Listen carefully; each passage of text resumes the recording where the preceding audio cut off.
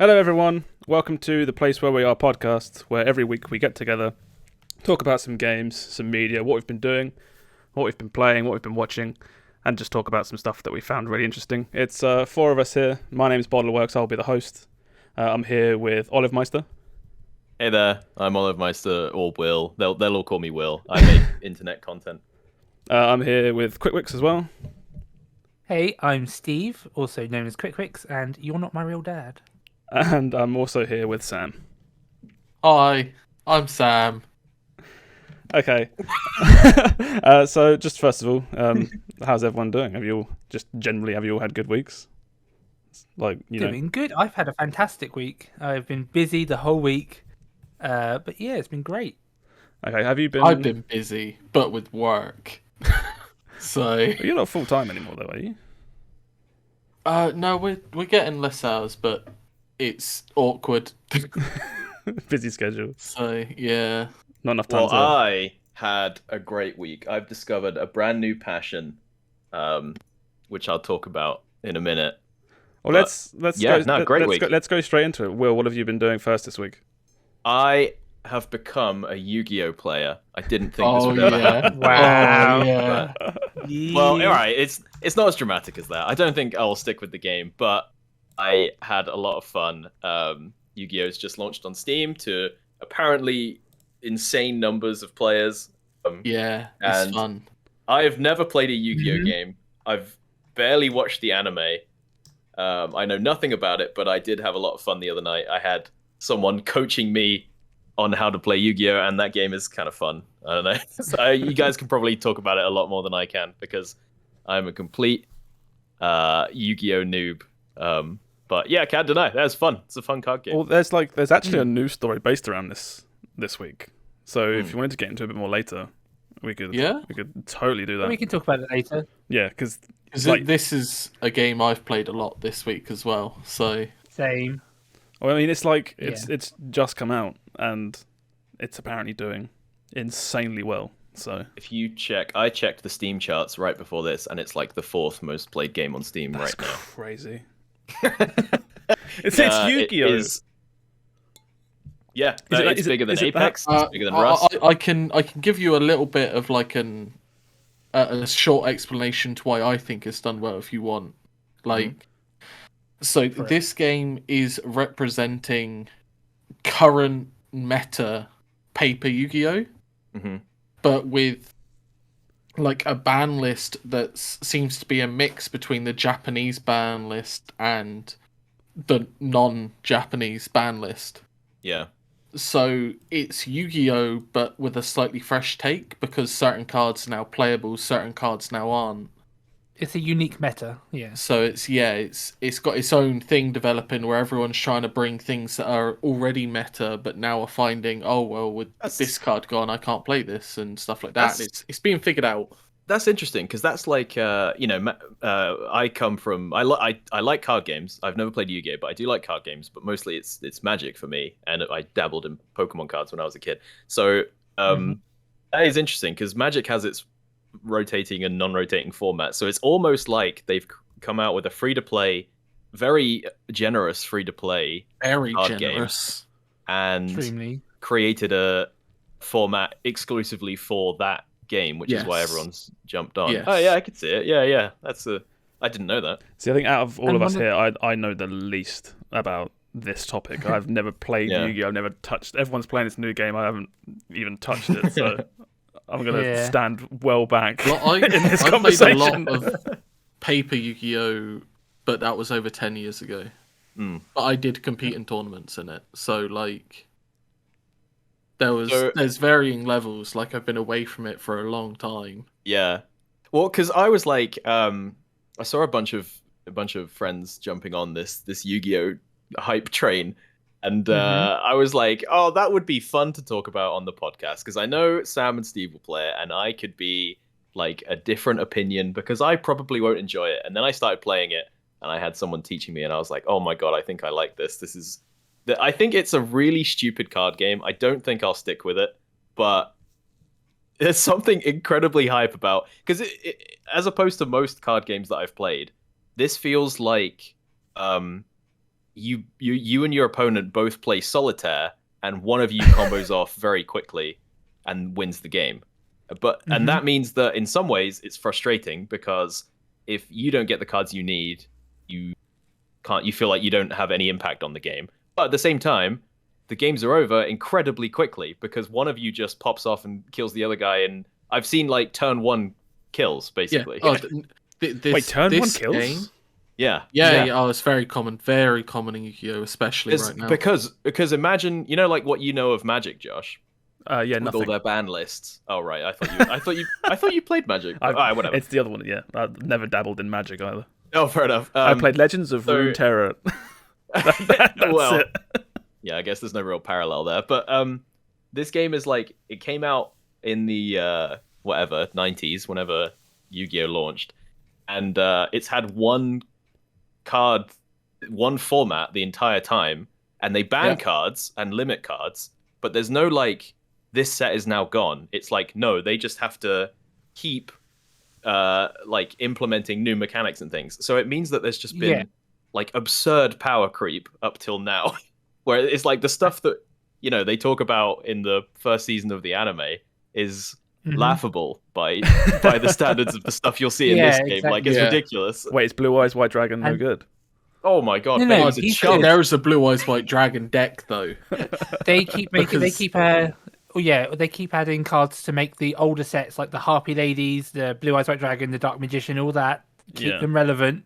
So they keep doing it. And the surprising thing about this game, especially, is it shadow dropped. Like, they said it was coming out somewhere in Q1, and then it just dropped one night, and it was like no one was ready for it. No one knew. So, you were. Yeah, I think it was just one morning on like Discord or something. You were like, I was like, everyone get hype, it's live. And I was like, okay, Steve, I doubt anyone cares. But apparently everyone cares. I woke up to that Discord message, rolled my eyes, and went back to sleep. And now here I am, like a week later. I'm fully on board. I wake up and my mum's calling me about like Yu-Gi-Oh on Steam. Have you heard about this? Everyone's talking about it. It's like, okay, mum. Yeah, and I played a little bit of it, but... Well, so is this the game going forward? Is this going to be their like? It has to be, right? Probably. I think this is their Magic the Gathering arena. This is their Hearthstone. This is their because it plays like paper Yu-Gi-Oh. I think so, but I think they'll try and keep Duel Links running as well, like to a high standard, because that's a different format. Oh god. So just a rough quick synopsis. Basically, Duel Links is called like speed dueling or something, and it's basically just a very reduced, like you start with less cards, you have less zones to play cards, you have a limited pool of cards. It's like they made a game within their own game. It's for the bad boys of Yu-Gi-Oh, isn't it? Speed dueling. It seems crazy. It's a bit underground, yeah. You're talking about speed dueling in a game that you just told me that has one turn kills. Oh, yeah. Ironically, the games last longer because they've cut out a lot of the bullshit. I thought it was going to be like you're loading into the game and it's like, oh yeah, you lose. It's like, okay, I'll go home. Well, that's what I was watching Sam... it might have been Alex. Sam or Alex do a duel last night, and we were talking about like, oh, so what does your deck do? And he was like, okay, well, when it flicks back to me, I'll walk you through my turn, and it never went back to his turn. He just lost that. Oh, wow. And that was like turn 2. So my deck is, I don't play solitaire. I make sure no one plays solitaire. So I just sit there and go, you can't do that. You can't do this. And then eventually I win. So you can can you win before your opponent can do anything? I don't think so. Whoever goes very first can't attack. So you cannot win then. Okay. But then you pass to your opponent, so it's their first turn, they can attack, and they can just pop off and win. That's crazy. I don't know if I like that. But it's like, I get it. It's frustrating when you run up against that. But also, it's like that match lasted less than 2 minutes, and then you're on to the next one. But there is an incredible amount of counterplay as well. There is so much you can do. So it's not like, oh, well, yeah, I lose. So Yeah. It's like, oh, okay, he's drawn everything. I've drawn literally nothing. Yeah, you lose. It also, it's not like in another game where it's like, oh, I misplayed that, I could have done that. It's like, nah, he just got his wombo and won. It's like that doesn't really bother me. Is it? I know it's like in most games, it's like coin flip. Oh, you win the coin flip, you get to go first. Do you want to go second in this game? Depends. Okay, yeah. I don't even know. I've not even made a deck. So what I can tell you is in Paper Yu-Gi-Oh, whoever goes first has about a 65%, I believe it was, win rate. Yeah. Going first gave you that much higher of a win rate because you could just set up cards that says stop your opponent doing stuff, and you just get enough of them out that your opponent tries to wombo off and they can't because you've womboed off first. Yeah. Well, in this game, you can't seem to do that as well. Yeah. So whoever has the first battle phase to punch your opponent normally wins. Yeah. Well, it does, but it does depend. It does depend, right? Yeah, because there's no rule. There's not as much. There's no resources like Magic has mana, Pokemon has energy or whatever. Yu-Gi-Oh doesn't have any of that, but it does have creatures that you turn into bigger creatures. So there is a sort of resources. So at the very minimum, going first, you get a creature out first, and if it lives, you can use that as a resource. But is that like Pokemon TCG evolution kind of thing?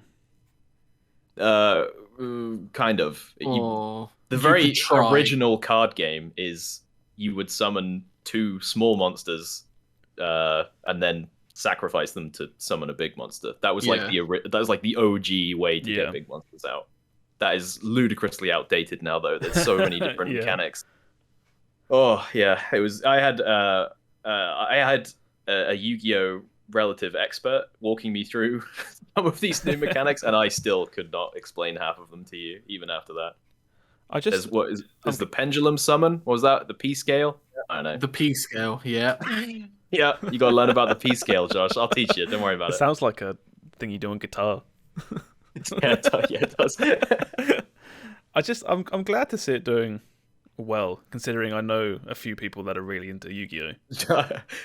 I think this is a big eye opener for me because I always thought, as much as I appreciate and value Sam and all our other friends' opinions, I always thought Yu-Gi-Oh was kind of a joke game, right? Like, it's the like, oh yeah, you summon Exodia and you win before anyone gets to respond and stuff like that. But there is a bit more to it than that. Well, it's a little bit. My perspective of it as like someone again that knows nothing of it, as you have all these other card games, I've always been like, oh, Yu-Gi-Oh, that's that game based on the cartoon, right?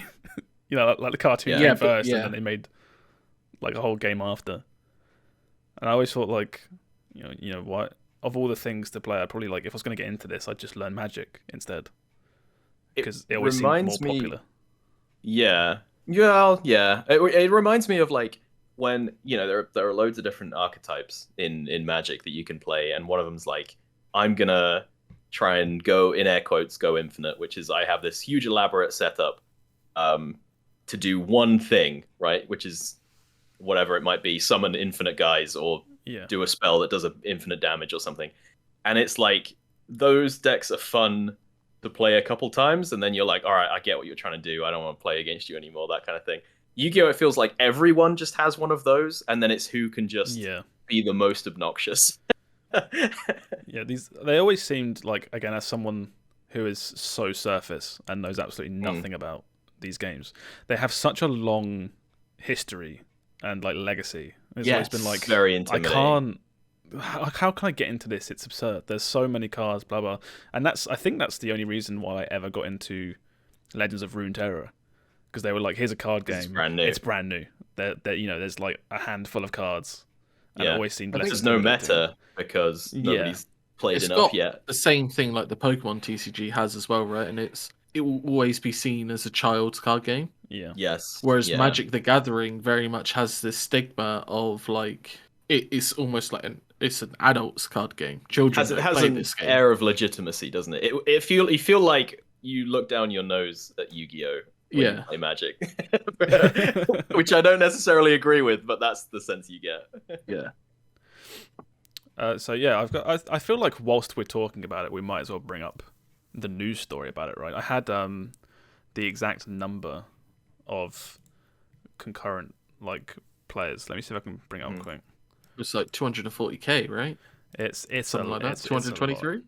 Let me bring this up. I still have the Steam chart right. It's got 262,000 people playing right now. So it was a Reddit thread that I had. Yu-Gi-Oh! Master Duel got 241,038 peak concurrent users on Steam. So what did you say it had now?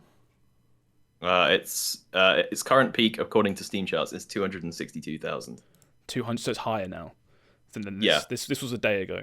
It's over 10 times any other Yu-Gi-Oh! Game and is almost 4 times what Artifact had from Valve at launch.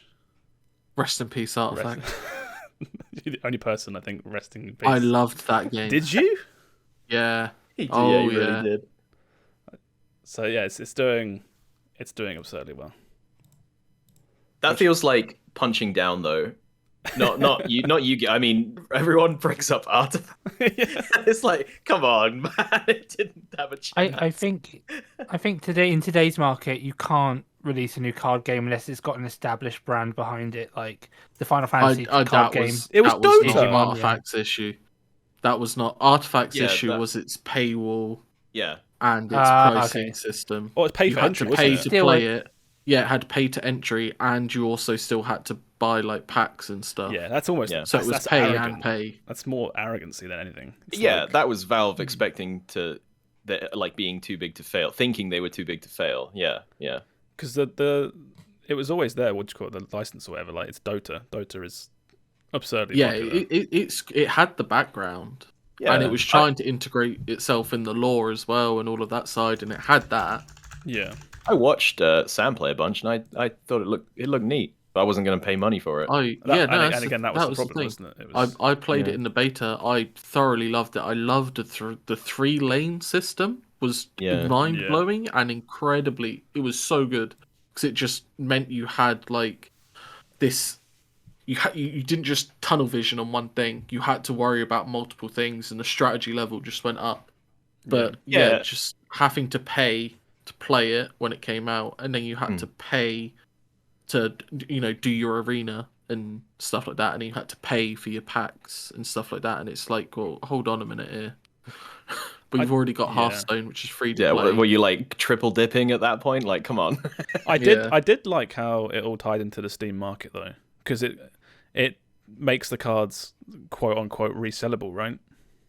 Yeah. Yes. First digital card game you could trade for other stuff. It's close to real world currency. It was the first digital trading card game, right? Yeah. And I like that because you don't get the money back, but it's I'm always buying stuff on Steam, so. They burned me even harder once they announced Artifact 2 and that they were going to redo it and solve all the problems that it had and then dropped it. I mean, did that ever come out? Artifact? No, they dropped it. They completely dropped it. They completely dropped it. It is no longer being worked on. It is gone. Chuck it in the pile of all of Valve's dead IPs at this point. Broke my heart.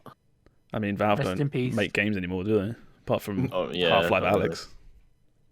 I mean, what else have they made recently? Was it just that? That's it, right? Alyx. Yeah, there have been rumors about a Left 4 Dead 3 for forever, since Left 4 Dead 2, I think. Did you? No, you didn't. No, you didn't. No, you didn't. Get out of here. Oh, got him. I played Back 4 Blood for 8 hours, and I think I half convinced myself that it was a Left 4 Dead sequel until you get to the point where you're like, nah, this is...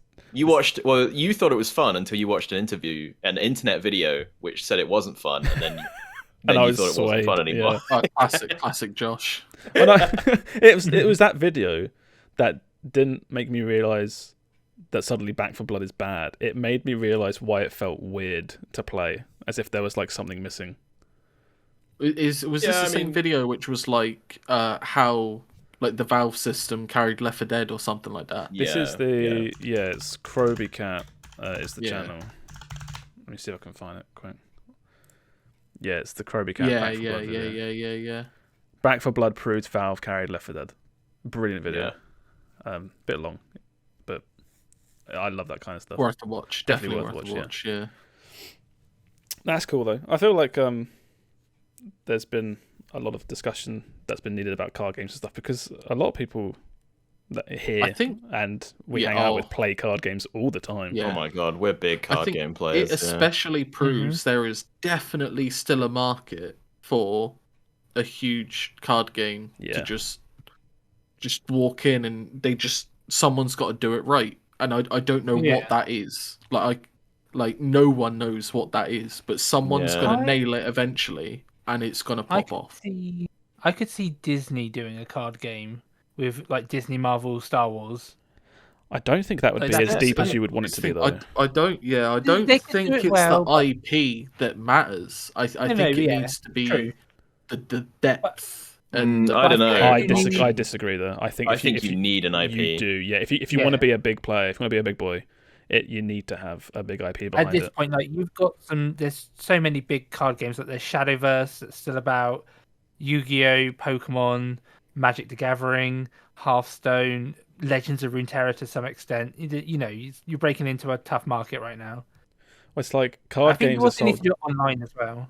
Yeah, card games are sold to the masses based on like the IP and the art quality, not on the actual game itself. I know the game's important, don't get me wrong, but I don't feel like that's what sells it to the mass market. That's what I agree. I think you need the IP to get people in the door, and then it's up to the game being good. Yeah, I can see that. Yeah. Because we had that. This is a tale from ages back, but we all dabbled in the Final Fantasy TCG for a little bit. Oh, God, what a great summer that was. Well, yes, that was so good. Yeah, great card game, and it had the FF license behind it.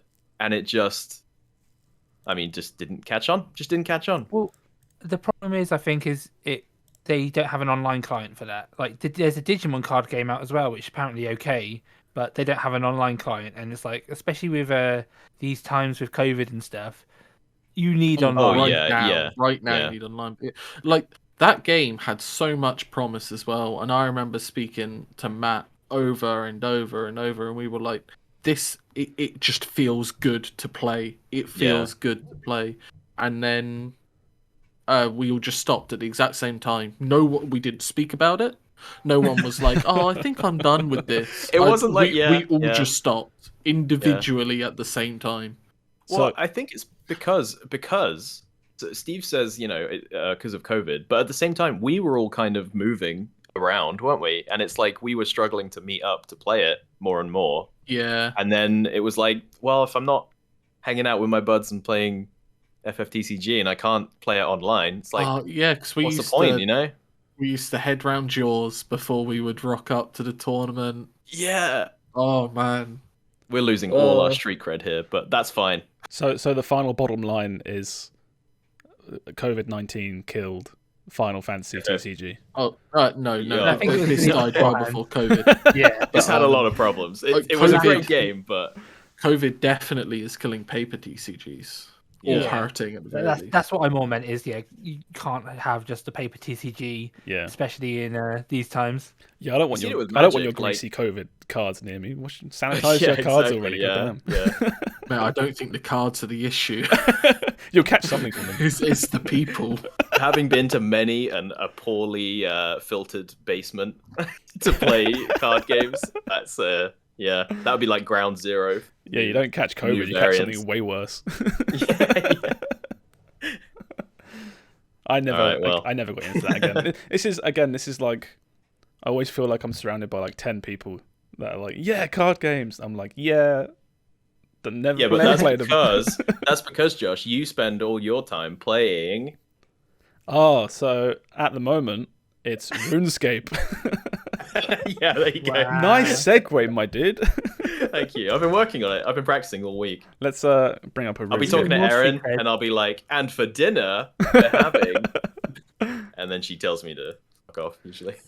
Most of this week for me has been old school RuneScape. It scratches that like nostalgia itch, but not like the the little one, like the massive one from childhood, where it's like a song starts playing in RuneScape, and suddenly I'm like 10 years old again. No, greedy companies have killed everything from my childhood. That's sad. I don't feel anything I'm anymore. sorry for you. But yeah, they've just done. So it's still ongoing right now. Let's just bring this up. It's they're doing a game nice mode. PNG right there. You like that? It's old school RuneScape leagues, and it's the third one they're doing. It's basically the whole game, but they put a big twist on it. And I think I mentioned this before about how it was upcoming, but I've been What's really the twist? Yeah. Well, the twist is it's 5 times XP rates. So RuneScape is already, your big grind game. Yeah. But 5 times XP with that increasing as well. So it goes to like times 8, times 12, times 16 the more you play. And you basically get like a massive achievement diary that covers the entire game. And I think there's like 1,200 achievements. It's an insane amount. And for doing these achievements, you get points. And you use the points to unlock content. So for anyone that's played RuneScape or hasn't played RuneScape, you have like, how many is it, Sam? Is it like 20 something skills? It's like I think it's 28. It's a high. You have a high number of skills, and based on what you do in the game, you get XP towards them. And when you play RuneScape on a new account, you can just do all of them. But in this mode, you start with 4. Is it 3? Yeah, you start with 3, and you pick one combat. Yeah. And these skills aren't like you don't pick like assassin or mage, do you? You pick like fishing and woodworking. Yeah, so they're broken down into like categories. Praying or Yeah. You have like Oh really? I was joking. no, straight up. It's like you have gathering ones, so you can do mining, fishing, sort of stuff like that, where you just get resources. And there are ones called skilling, which basically is revolved around using those. Production. Production and skilling, based around using those stuff that you've gathered. And then there are combats, so like archery, attacking, magic. Yeah. But you're locked out of all of them, prayer. basically. Yeah, and prayer, which is like just perks, I guess. Prayer. How would you describe prayer in RuneScape? It's like defensive stuff, I guess. It's like a timed resource. Anyway, that's too much in depth. Yeah. So yeah, you're locked out of all of them basically, and you unlock what ones you want with these points that you get. So the idea is that you can only do obviously a certain amount of achievements when you first start this league, because so much content is locked out. But as you do more and more of these tasks, you get resources, you buy more content, you can then go into that content and get, do achievements based on those ones. And it's a really good feedback loop of you do a bunch of tasks, like you unlock guided. Something. Yeah, it's very linear. Compared to traditional RuneScape, which is just, here's a big world, you're low level, but you can do any of these skills. What do you want to do? And it's like, God. So you said you pick skills and you're locked out of doing other ones. Can you like screw yourself from the start if you pick the wrong skills? You can definitely make it harder on yourself by going the wrong path. But I don't think you're ever locked out, because I don't even think you can do that, right? I mean, I think that the only way you could screw yourself is if you completed quests that gave tons of EXP for skills that you haven't unlocked. Yeah. And then once you've unlocked them, you're then sat there like, oh.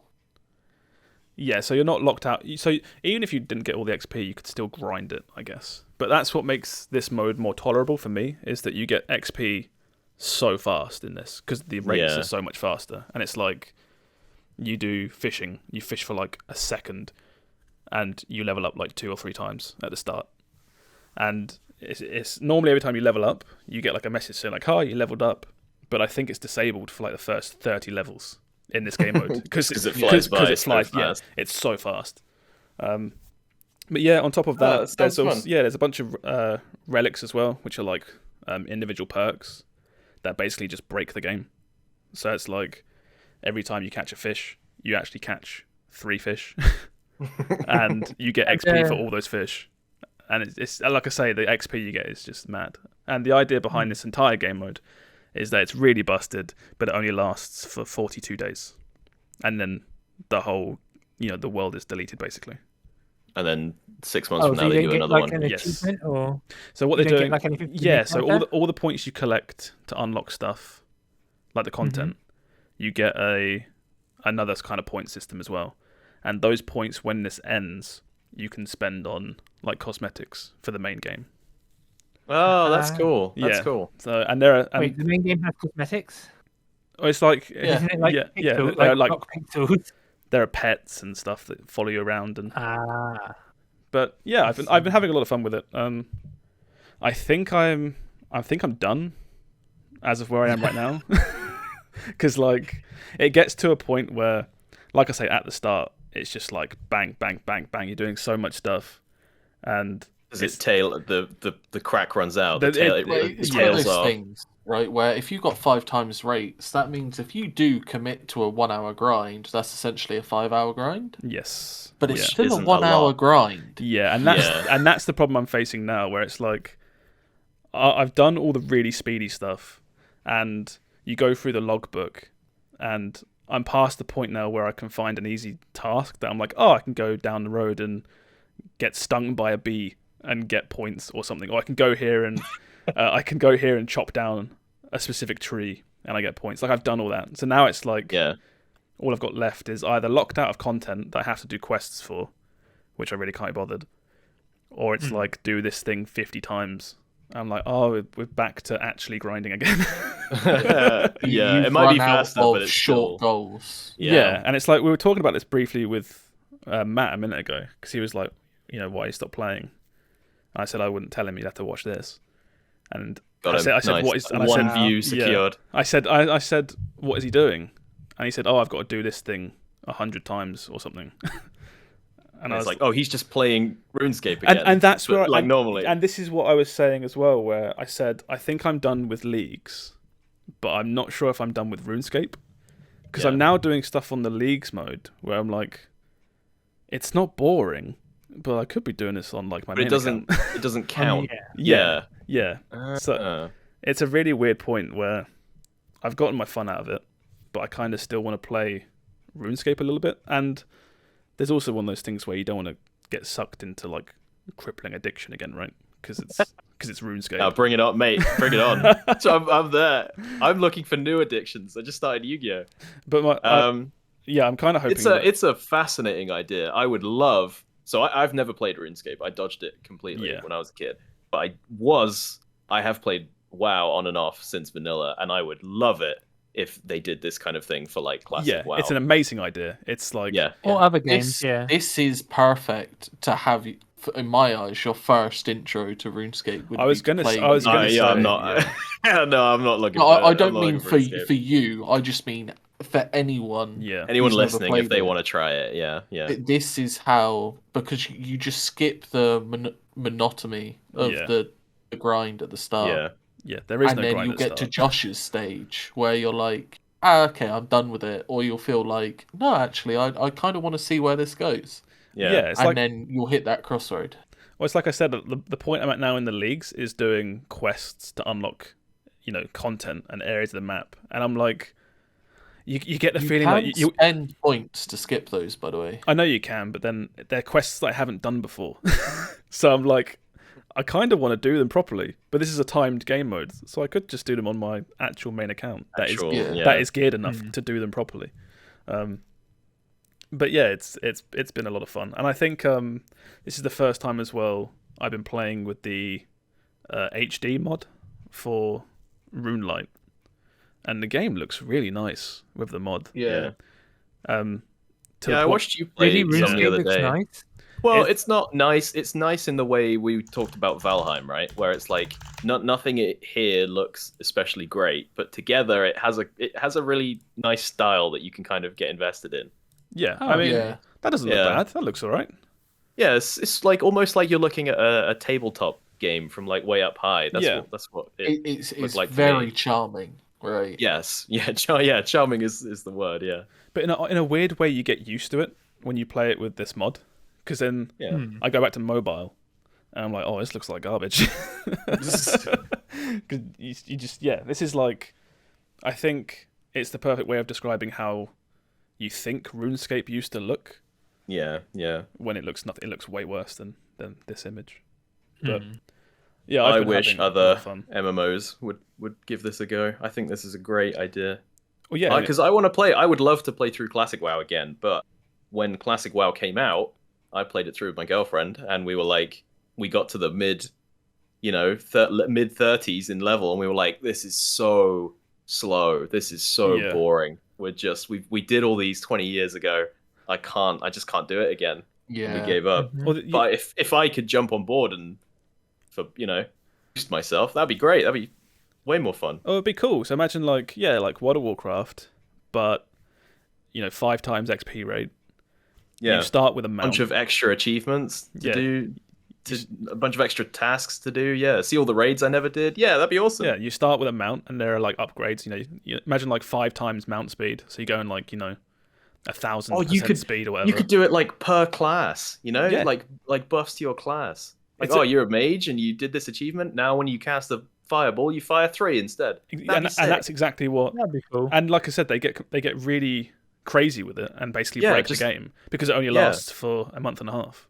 Yeah. Just let me get to the point where I can go in one shot the end game bosses of like vanilla WoW. That'd be sick. Yeah. So this is kind of like Diablo seasons, right? Where it's like, you make an iron, and permadeath character and new but traits. Okay. Diablo seasons is like you're still kind of just playing Diablo, but with some twists. This is like almost a different game. It sounds like. Yeah, because the game's so much different, and there are so many fragments that do like I said, when you attack 3 times, and also you've got other perk at the same time, which is like all damage that hits you, half of it is reflected back to enemies, and I've seen videos of people doing end game bosses with like no armor and just food to heal themselves because the boss just does mad damage to them and they just heal through it and then the boss just kills itself. And it's like it's just fun. It's broken stuff like that, but it's like who cares if you break it? Everyone loves to go on a power trip. And that's what this is basically. So and even if there's something wonky, it's like it only lasts 2 months and then it's done. Then we can fix it when we run around the next time. Yeah, and this is the 3rd one. So Blizzard, if you're listening, money's on the table. Come on, no doubt. Or any other MMO. Not Blizzard anymore. Well, I guess it still is Blizzard, but we can move on to that. Do we want to just? Yeah, we could. We skip ahead, right? So, that's what I've been doing. Does anyone else want to talk about anything before that they've been playing before we get into like bigger stuff? I guess I can. I have been playing. Foreshadowing. A little bit of Phasmophobia. Phasmo. Still, that's good, but I'm kind of like, I feel like I'm at the point now with that game where we've done what we do, and we're doing like Nightmare on Professional, and it's like, we kind of get it. I want there to be a little bit more spice now. I'm not sure how often they update the game because I'm still relatively new to it, but it's still incredibly fun with the right people, I'd say. And that's been fun. And also, I've been playing It Takes Two, the game of the year. Oh, damn. And that's been really fun, top quality for, what it is. I still haven't played that. It's great. Game. Still not finished with it, but we've done a lot of it. Me and Truffle Shuffler. I was going to ask who you're playing with, because that's a solid co-op game, right? You can't even play that on your own. Cannot play that solo. Yeah. But yeah, it's just incredibly high quality. I think even people who don't really game could get into it. It's like not too difficult for any, there's no like hard game mechanics. Yeah. You're not going to get stuck anywhere. It's just nice little story. Some good fun gameplay. The crazy part to me about It Takes Two is they will come up with a gameplay mechanic that's really fun, and then you'll do it for like 10 minutes, and then they'll drop it, and you'll never see it again. And it's like, I've played indie games with less good ideas per mechanic than that's in It Takes Two. It's incredible, really. It's like you want to play just like indie Street Fighter, we've got that. You'll do it for a minute and then we'll move on to the next thing. And it's like, Jesus, what the guys, calm down. There's in there. Yeah, Indie Diablo's in there. Yeah. There's only one other game that I know that does that, and it might sound a bit weird, but it's Super Mario World, or New Super Mario World, on the Wii U and the Switch, where it's a platformer, like through and through, but every single level in that game has like a different mechanic. And it's always really interesting. It's like the Mario Galaxies and stuff, right? They have every world has a weird little side mini game style way to complete it. Yeah. I think it was Super Mario. Maybe it was New Super Mario World. No, Mario World, Super Mario 3D World. Christ. Go on, you got it. There's too many Mario games. There's not enough. I love Mario. Wow. But yeah, that game You also had have to that game had like a new mechanic every level as well. I'm sidetracking. You carry on. Sorry. But no, I was just saying, like, still not done. It's a great game. Really, I recommend anyone to play it if they've got a friend who can play it with them, to finish the game or whatnot. But yeah, it's really fun. Very deserving of Jeff Keighley's Game of the Year. Dorito Bob. I wish I liked the characters more.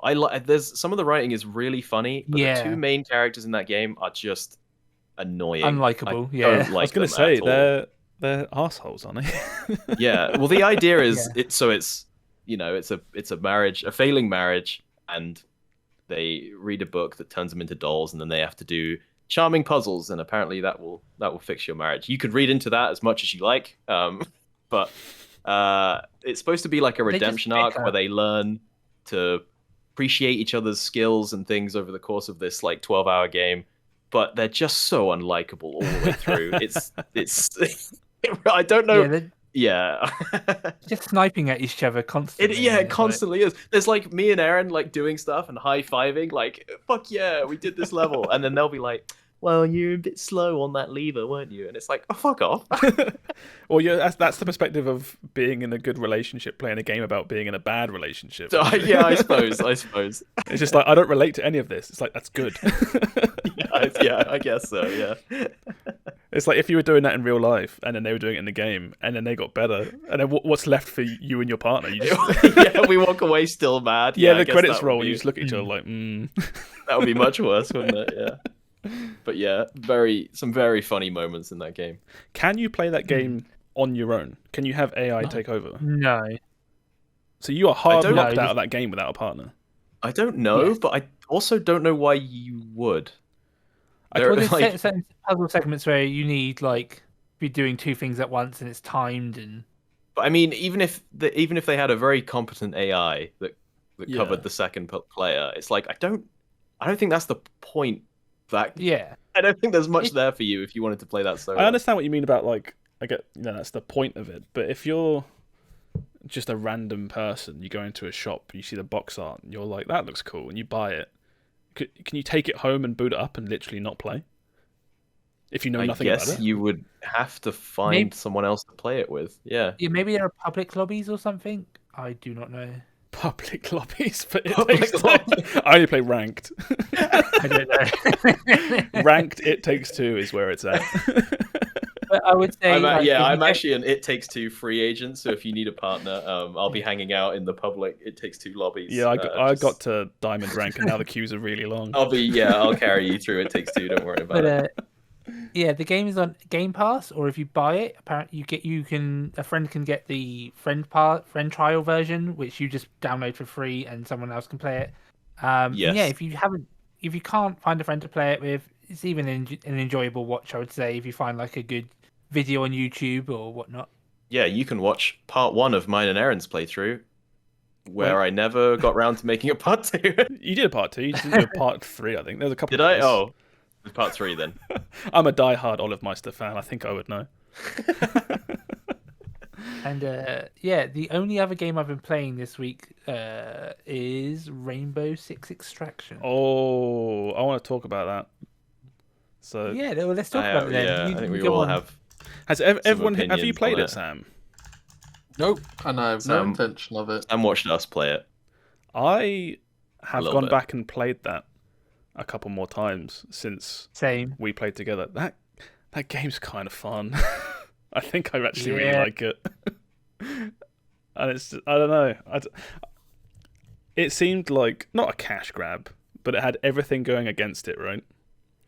Mm-hmm. And I think what it comes down to, end of the day, is just the siege shooting just feels so good.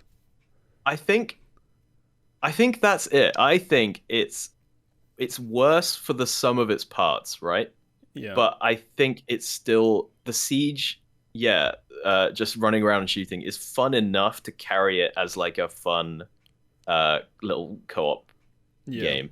And now, I also think this is the game that finally broke me on like what even is value at this point when it comes to games, because I think paying £1 for it on Game Pass, I have a much more charitable opinion of it. I can't, because you can point to things like they're actually charging 40 quid for this, and there's a cash shop with like over £100 of microtransactions already in this PvE game that doesn't have much legs, it looks like. But yeah, I was just playing, I was playing it fully expecting to hate it. And I was like, yeah, it's all right. It's not bad. It's pretty fun. It feels like a couple other games. I keep mentioning Gears of War 5, not on the podcast, but when we've spoken in the past about how it's a game that launched for full price. Yeah. But was also on Game Pass. Yeah. And also had like an egregious cash shop. Yeah. And it's like, it feels like with that and now with this, that these games are being designed and structured around basically being free to play. And for the sure. people that are still paying full price are not being like ripped off, but it's like this isn't how they're expecting you to like buy this anymore. Yeah. They're expecting the Game I Pass. get it. They want you to play it through Game Pass and then buy a bunch of skins in their microtransaction store. Yeah, because the argument always is like someone buys Gears of War 5 on Steam, and they own the game compared to renting, but they buy it for full price, 50 quid, 55 quid, whatever. And it's got a cash shop, and they're like, I paid full price for this game. What? It's got a cash shop, and it's like, yeah, that sucks, but I paid £1 for it. Most people didn't barely paid for this. Yeah, it's weird. I think there's so many things in this game that I can point to and be like, this sucks and this sucks. Yeah. Like, I think the enemy variety is awful. I think for starters, you have to get over the whole, why the fuck did they make a Rainbow Six Alien Invasion You have to bury that deep down. Because I don't think I can, is the problem. I think the whole time I'm playing with it, I'm like, this is stupid. Like, there's a big part of me that just thinks, why is this the way it is? Why the game is so set up for humans versus humans. Humans versus terrorists, I was going to say, but that feels I don't know. That it's like, what, I don't understand why they just hard left turned into aliens. Because the aliens add nothing. They're poor enemies. They look rubbish. They don't talk. They don't differentiate themselves between each other. Yeah, they don't talk. They don't have any character. They suck to fight. They're like, most of them just run at you and they look stupid. Or like fill your screen with goo or whatever. Like I've gotten far enough now that I've had a few like CG cutscenes, right?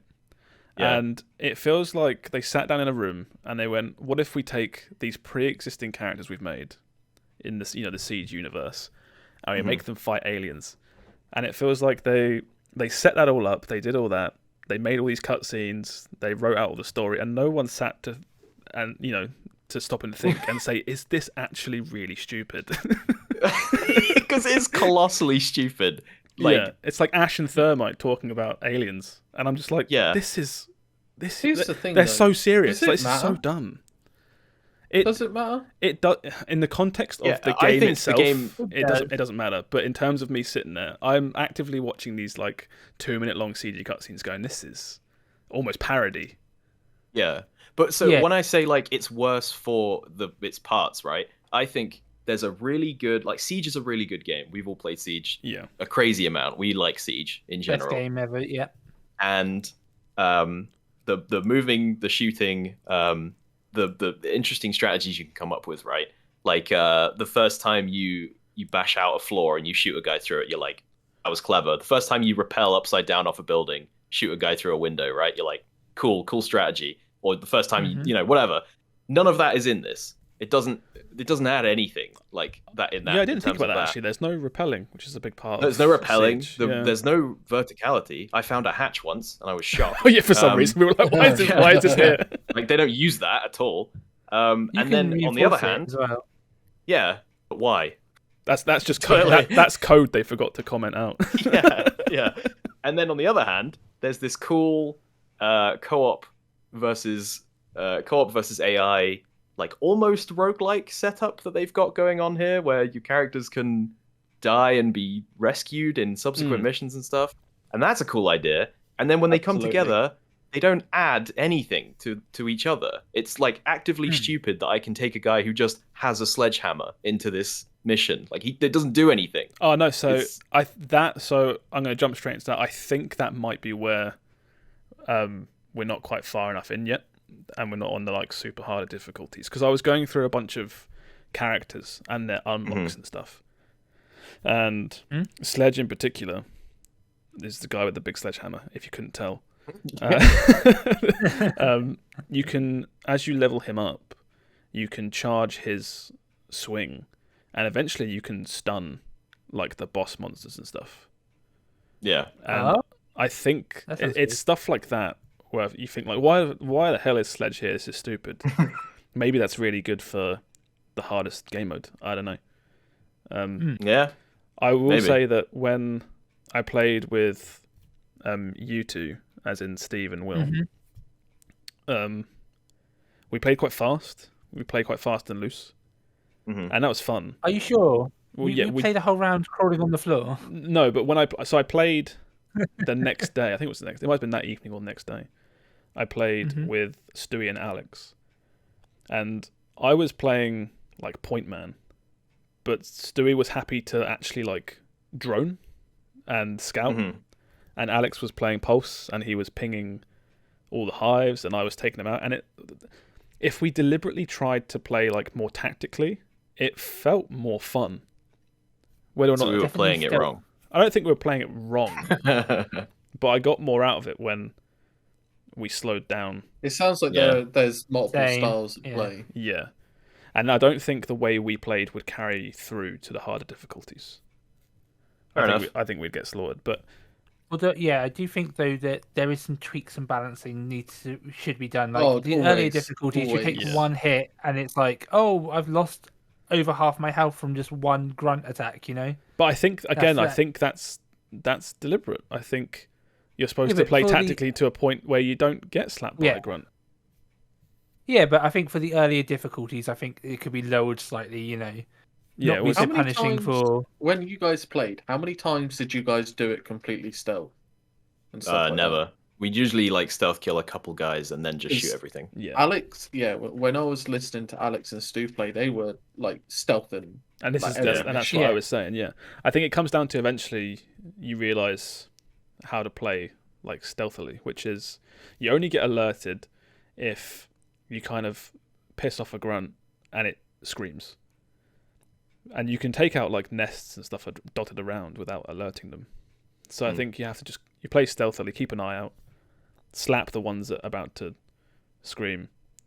Yeah, and you can do it all stealth. But that's what I mean. I can point out all the things that I don't like, and then you describe that, and I'm like, yeah, I'd be down for giving that another go. I still want to play more. I want to see what else it's got to offer. I just think this could have been two separate games, right? Very easily, and I think it meeting halfway awkwardly makes it worse. I think a lot of the time they come up with ideas, right? And they go, that's a cool idea, but we're AAA company, we need to slap a name on it. Put Rainbow Six in it. Sod it. Yeah, that's like that new Tom Clancy game that they announced with, which is what was it? It's like Overwatch in a way. Siege. No, it's like people thought it was going to be Splinter Cell, but I signed up for the beta. Oh my god! I just remembered what you're talking. I have no idea what name it is, but it's like graffiti. Yes, that one. What are you talking about? What are they talking Ubisoft about? graffiti shooter. I'm going to Google. This is XDefiant. XDefiant. Yes, that one. Oh my god! Yeah, you're right. I knew you'd remember it as soon as I brought it up. I'm sorry, what? Tom Clancy's XDefiant. Oh, you are missing nothing, Sam. You're missing nothing. Oh. Do you remember this? They teased it as like Splinter Cell, and it's like, because one of the characters has Splinter Cell goggles. Oh, it's an arena shooter. Yeah, I could not care less. Yeah. Oh, and the logo is like, XD. Like, haha. Yeah, you get it, Sam. XD, look. Yeah. Oh, God, I hate it. Yep. Nice. Yeah, didn't need to be Tom Clancy, but they made it Tom Clancy. I don't think this will ever come out. But it's a Ubisoft original.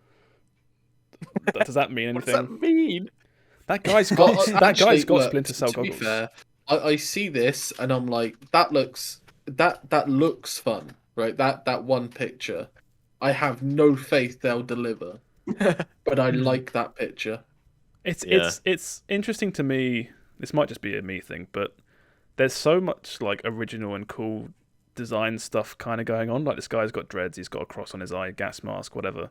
But at the same time, it looks so unoriginal. Does that make sense? Yeah, I can see that. Yeah, looks like it's trying way too hard. Yeah. there's Reaper in the background right there. See, I blank all that stuff out now because I think you can't.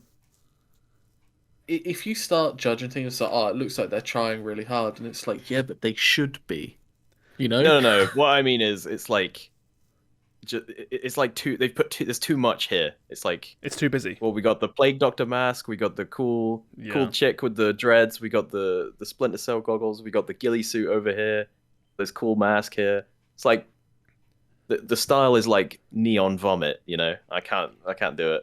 Yeah, it's like I'm not sure what you would even say genre this design is, but whatever it is, it feels like it's cranked to like 13 on a scale to 10. It feels like it's just trying too hard. I don't know. And then it's like gas mask with crazy pipes, and she's got a staff with green ooze on it, but this guy's just got a machine gun with an ACOG on it, or like I don't know. Reflex, I don't know. right? Yeah.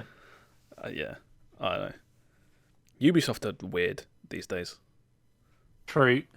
I mean, It feels like someone said, "Oh, there's this like narrative about Ubisoft being unoriginal," so they throw just a whole bunch of stuff at the wall, like weird shit, and it's like none of it's original, but it's different. I don't know, I don't know how to describe it. Ubisoft feels like they're a company that is AAA. They put out AAA quality games with obviously tons of money behind them, with tons of players on their games. But I feel like no one looks to Ubisoft and says, like, that's my favorite company. They're my favorite. Yeah. Yeah. None of these games are perfect, other than Siege, of course. Yeah. Blizzard for everything they do wrong with all their games. I guarantee there's still so many people that look at Blizzard and say, "Yeah, I love Blizzard." I still really want to play that Diablo 2 exactly, remake, yeah. But it's weird because Ubisoft obviously make tons of money on their games. They make good games. That's fine. They do. Yeah, they definitely They make good. They make really good, very uninspired games right now, right? I think Yeah. that's the problem. Is people are sick of. Well, we say people, but people on the internet are sick of like Far Cry. But I bet that game still sold a trillion copies. Probably did, yeah. I haven't played a Far Cry game since Far Cry 4, I think. Last one I played was 3. Yeah, 3 was the last one I played, and I feel like I haven't missed anything. Yeah, if you played 3, you've played 4, 5, and 6. Yeah, same with Assassin's And 7? Creed. Oh no, 7 was a joke you made while we were playing. But you could believe it's real. Yeah, I could. I could. Yeah.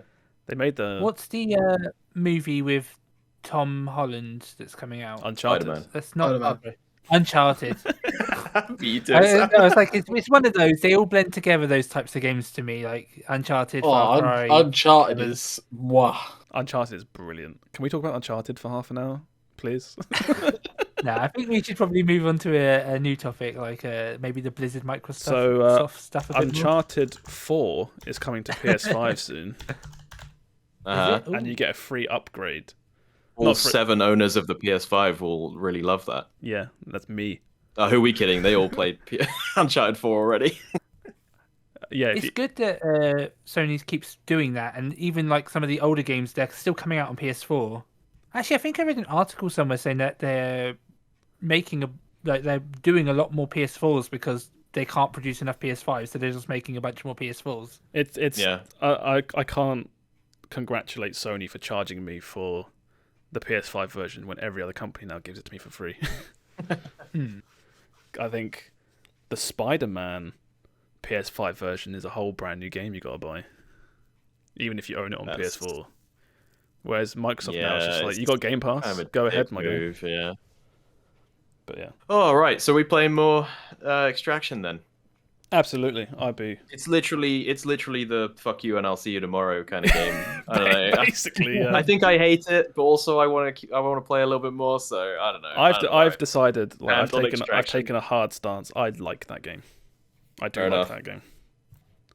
I think it's stupid, and anyone who likes it is a garbage man. But here we are. But I'll keep playing. People just enjoy playing it. It seems like the kind of game which people just have fun That's because I playing. enjoy Siege. Yeah, but Siege gets really Hey, sweaty Siege with me, really then. quickly. Siege is Yeah. one of those Oh, games. yeah. Siege is one of those games I can play and come out of feeling worse than I went in, because I'm like, fucking Yeah, well, Siege. no, I don't know. I think eventually I'll come back and play some more Siege, like I do with Valorant and Counter-Strike and everything. But it's like, that game is so weird, and I like it because I like Siege. You know? Yeah, I think at the very least it's different enough to Siege to make me go like, okay, yeah, I'll check it out a bit. So there, it's not so much there are like characters that I want to level up or levels that I want to see, but it's more like, because there are studies in the game that are like tasks you do for levels. It's like a task sheet. Yeah, and it's like there's a finite amount of them, and they're not insanely hard to do. And in my You can brain, finish this in my brain, that goes right. This is a tick list, and as long as I'm having fun, there's an end goal here. Well, that's what I'm worried about. Is I'm so like addled by MMOs and progress bars that at the end of every mission, this game is like, you earned so much XP this mission. Oh my god! Did I? Look how many bars Oh you my filled God. up this mission. Yeah, and my Pop-off brain thing. goes, Yeah. "Ooh, fuck yeah, that feels good." And I got to shoot some things. Nice, Yeah, nice. it goes like, you got 10,000 XP, and you're Yeah. like, okay, and then the bar fills up loads from that, and you're like, oh my Yeah. god, that means that's a lot. And then Yeah. it goes, oh, by the way, 90% bonus because you all left, and it gets even bigger, and it gets like, even oh bigger, my and then the bar God. goes up again, and then it's like, you unlocked a shotgun and a frag grenade, and I'm like, oh yeah, tell me more, Extraction. And I think I hate it, and at the same time, I'm gonna go play some more, probably after this. It's like you know you're getting played, like I'm gonna psychologically. take it for a ride. Can we also say it's really stupid you can't use your actual Siege cosmetics in Rainbow It Six, seems but like you a missed can opportunity, buy right? brand new cosmetics that you cannot then take back into Rainbow Six Siege. It's so And they look good in Extraction as well. yeah, there are some really fun I stand skins by in my point Extraction. that they would break the game in Siege because they're so stupid. No, there's some really Probably. wacky shit in Siege. Sure, at I this can find point. one. You seen the bobbleheads? There's the you can play as a Muppet now in Siege. Like, Yeah, but you what still. does it matter? I put Extraction Cosmetics. and Nice, started bringing Extraction that up. Yeah, there you cosmetics. go. Yes, there it is. Oh, where am I? The first Duff Google search of the podcast. There we go. So yeah, you can look like this. This is really bad for people listening and not watching. Great visual gag here going on. You guys who are just listening, you're missing out. When we eventually make an audio only version, Yeah, when we put out like the 8th podcast or something. yeah, we'll just cut all this shit out. No, we won't. Yeah. All right. Yeah. Okay, yeah. All right. Well, I guess we won't. Yeah. All right. I'm gonna go play some more Extraction then. Did we ever get round to what Sam's played this week? Well, I mean, we spoke about Yugiho, right? Yeah. I have pretty much done nothing but play Yugiho and a lot more Monster Hunter Rise. Yeah, me and Sam. we can talk about the Rise little again for a little bit. Monster Hunter Club, late night Monster Hunter Club, when everyone Yeah. else has gone to bed and it's just us. We hunt some monsters together. It's so I wholesome. think there's one more like tier of monsters for me to unlock. Yeah. I think. But I'm at the point now where it's like, oh, you're Hunter rank 5, you're Hunter rank 6. And then you Yeah. get to a point, and now I'm like Hunter rank 62. Yeah. Like I am now gone for the races on Hunter rank. So No. I'm enjoying it. I'm loving it. I did a money farm for 20 minutes earlier on because I ran out of money. So I looked one up on the old YouTube. Do you and was need? like, Do you need to? oh, Yeah. I needed money, mate. I needed money. I don't remember grinding for money in that game. They hook you in with a bunch of free money at the start, and you're like, this is so much. I would never use all this, and then you run never out. spend this, and then once you make a full armor set, upgrade it, make your weapon, you're like, oh my god, I've got no money left. That is actually Sam. Can you send me a link? Because I am bankrupt in Monster Hunter Rise right now. I played a bunch of Rise. Capital. I played a whole bunch, and I don't think I ever struggled for money. I definitely didn't have any starter bonus like you had for playing on Steam. I bet he wasn't. I bet he wasn't playing properly. Maybe, I was maybe running into walls. I think we might have just sped through a lot as well, so we've done a lot less hunts. Yeah. We have just mainlined. Yeah. Have you? So, what hunter rank are you? Sorry. Like 62. I'm 40. I'm trying to think when the final monster is. I think it's like 100. Yeah, my next progress is to get to 100. Yeah. Do you know what that is? Nope. Okay, yeah. I'm not going to spoil it, obviously, but no spoilers. Yeah. There's one monster that you'll get to, and it feels very final. it's just a monster, but you're like, okay, this is cool. I mean, story-wise, we fought in the story monsters, which are pretty final. Is it a returning monster that ends it? Yes. Do I even want to know? Okay. Yeah, I mean, that doesn't mean anything. It's like 100 returning monsters. Yeah. Okay, that's interesting though, because it's like they're setting up a monster to be the final, but I guess that's not. I finished Rise in the sense that the final DLC monster they put out, which is the one, the final one in the game, I got the armor and the dog armor for it, and I was like, I'm done. That's my end point. Cat armor. Yeah. I think I am definitely feeling like I'm coming to the end of my time with Monster Hunter Rise, but I don't regret a second, Sam. You hear that? Oh yeah, mate. I've enjoyed it. I have just loved booting up Monster Hunter. I've lost so much productivity over the last couple of weeks just because I'm like, I could be working or I could boot up Monster Hunter and go hunt some monsters. We are definitely coming towards the end, but at the same time, it's like we've got that little last stretch now to see what it's got to offer. Yeah, and then. I might grind out, just be like, make myself as powerful as possible and then call it finished. Or I might just call it quits after. Then we got the expansion coming, yeah. Well, that's good timing, because you can go all in on this and be like, wow, I'm had a lot of fun, but I'm so burnt out of Rise right now. And then you've got like a solid 5 months or so between this and the expansion. Yeah. And that's the perfect amount of time where you're like, I don't even think I'm burnt out either. Like, I could still go and play it. It's just I've not got a reason to. That's the thing. That's the thing. If they kept up like a conveyor belt of new monsters, I think I could just play that game indefinitely. Yeah. That game runs out of content before I run out of interest in that. Well, that's what they did for the Switch version. Yeah. Because the Switch version was like, I think it was like every month for like 3-4 months. They were like, okay, here's a new monster, go nuts. And it was like, oh, well, it's not sustainable, right? It's not sustainable for them to constantly keep cranking out content at a very quick pace. So I don't expect them to. That's like, but it is to their credit that I still want to play the game but have nothing left to do. Well, it says a lot about sort of the post game free DLC in air quotes for the Switch version, because that game released and then they were like, we're doing free content for the next 4 months monthly, and it was like, oh, this is brilliant. And then the second free update was the ending. So the game didn't launch with the ending on Switch. That's pretty funny. I was like, oh, okay. That's why content's coming out so quickly. Where did it end originally then, before the updates? I don't know how far you are, so I don't really want to talk about it. Because he's definitely beaten the end. It's one of the is it the Rampage? Fight in a unique arena. No, after that. Yeah, me and Sam did that. Oh, okay. Yeah. So that didn't launch in the Switch game. That's pretty funny.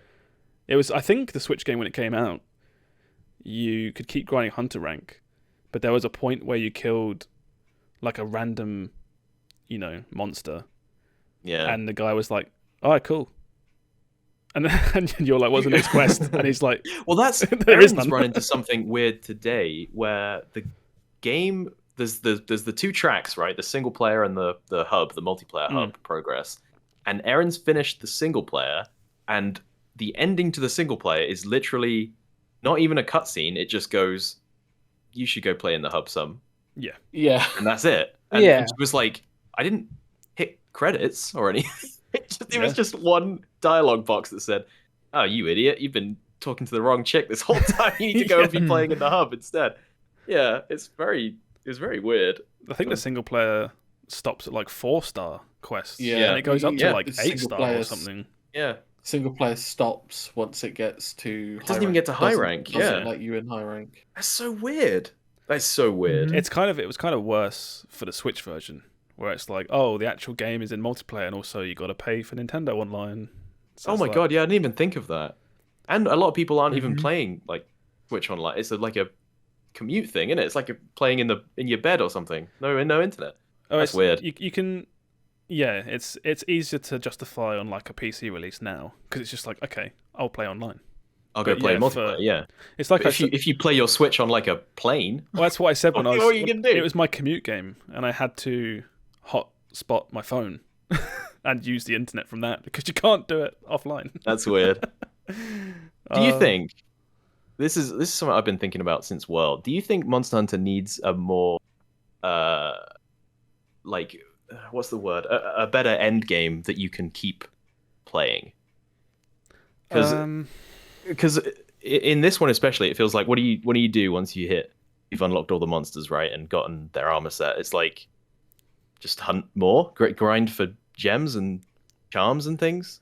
I think I don't know. It's just gonna sound. They could do with seasons, maybe. Does it need more? So does it need something to keep people invested post endgame? This is gonna sound really obnoxious, but like you can play games because they're just fun. Yeah, I get it. It's fine. Like we're so used to now being spoon-fed games, having content drops constantly. It's fine for a game to just end.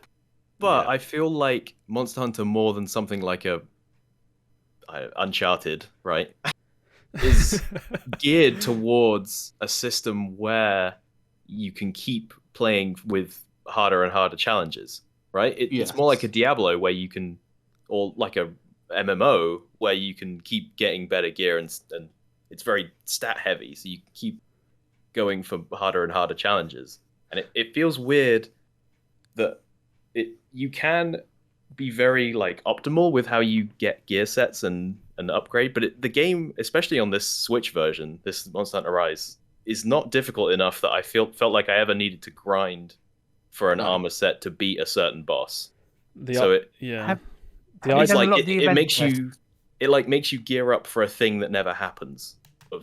Is how I feel sometimes. I had to grind to get the piece of armor I wanted, not because I needed it, but because I wanted it. Yeah.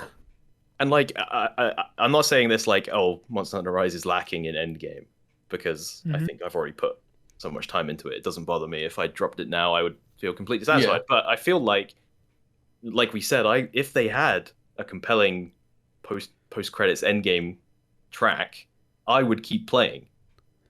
That's the complete opposite of what I like. So you like your Diablo stuff, don't you? You like grinding and getting more powerful. It's not necessarily that I enjoy grinding, but I do enjoy like games where it's like what was this all in service of, right? Yeah. And it's like, am I going to fight one boss that probably won't be that difficult and then call it?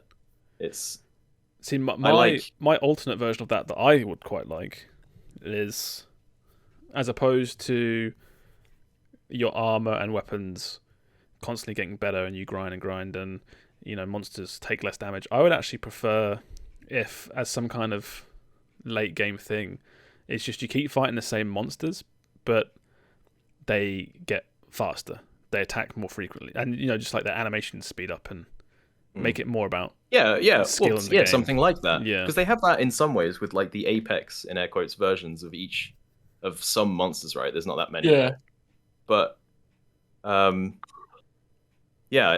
just feel like I don't know. I don't really know what I'm asking for, to be honest. You want to add like random modifiers, like this one you take damage constantly, or this one you can't attack its head, it's protected, or Yeah, that would be cool. Yeah, something like that. Yeah, sort of a ramping series of modifiers or something. Maybe it changes up each time. Yeah, I could think do that. The biggest thing is it would be always the question though is to what end? What do you gain? Leaderboards, and it's fun. Yeah, Yeah, that's all I want is I feel like I said, Monster Hunter Rise runs out of content. Monster Hunter's always run out of content before I run out of monsters to hunt. Like before I run out of my engagement with Monster Hunter. So I would love to all of the stuff you learn on the way to high rank and killing the final boss or whatever. I would love to have like, some kind of something to test all those skills that I've learned on the way. Because it doesn't feel like it ever really challenges you. Like it gets hard, but then you beat the hard monster in air quotes, and that's it. I am hoping that Sunbreak really ramps up the difficulty towards the end of it. So it's just like, we're done with Monster Hunter Rise now. Here's your absolute hard mode. Yeah, that's like what they did in Iceborne. There were some real tricky monsters in that one, but I think with Iceborne, it felt like after Iceborne came out and Iceborne was finished, it no longer felt like a separate game. It had enough content to be a separate game, but it was like it was almost as if World and Iceborne were just one massive game, and World continued straight into Iceborne, kind of thing. I know there were catch-up mechanics, but like you could play it seamlessly, almost as like one game. And I wonder if Sunbreak will be the same. Yeah, where it's like, we know Rise isn't as hard as it could be, because when Sunbreak comes out and we're finished with it, that's where all your late game stuff is coming. Because technically, by the time you're into Sunbreak, you're already 100 hours in. Yeah. So maybe. I mean, you just got to wait till it comes out, I guess. Yeah, and like I said, this isn't a knock against Monster Hunter Rise. I feel like it's a fantastic game. I've really enjoyed it. I just wish they would keep making stuff for it so I could keep playing it. That's basically what I'm complaining about. Just keep putting more monsters in every month. Pick up the JCB, dump another dragon in my lap, and I'll beat the shit out of it. They've just announced more DLC for it, like with Japan Universal Studios or something. So they are still, even to the Switch version, adding new things. They are adding stuff. Okay. Yeah. Because that's what I feel like. I'm still on a progression track of sorts with this Hunter rank stuff, and it's saying, all right, get to 40, you fight a new guy, get to 60, fight a new guy, whatever. Yeah. But I know that is not, I'm near the end now. Well, Rise in particular, where it was like, if you want to do the next monster, you need to kill 25 more monsters randomly until you get enough high rank. And that was it's the first game in terms of like quote unquote grinding. I've been like, okay, that's fine. I'm having more than enough fun flying around and slapping monsters with a hammer. I will gladly kill a bunch of random monsters until I unlock the next one. Yeah. Oh, it's just fun. It's just really fun. It really Capcom, their lineage of action games and fighting games really shines in this one. I think it's like you kind of forget that this is the studio that made Devil May Cry and DMC, Street Fighter and made all this other really tight combat. And I think this one with the wire bug and everything, I think it really shows the wire bug is chef's kiss. Yeah, the wire bug is absolutely incredible. What was the one in World? Sorry, go on, Steve. I was gonna say it's why I'm not played World, is because I'm like, well, I really like the wire bug. If I go to World, is it gonna feel slow and sluggish? It'll feel slower and sluggish, but it's still great. Here's the thing, though. Monsters in Monster Hunter World are actually challenging. That's because there's no wire bug.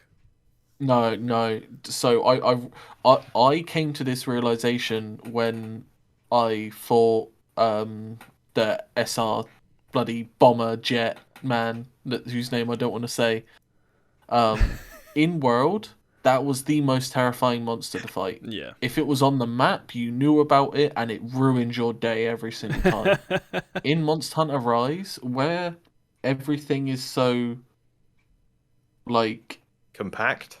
Yeah, it's more like restricted. Like a monster will not move out of its zone, and then when it is moving, it will only go straight to where it's going to. Yeah.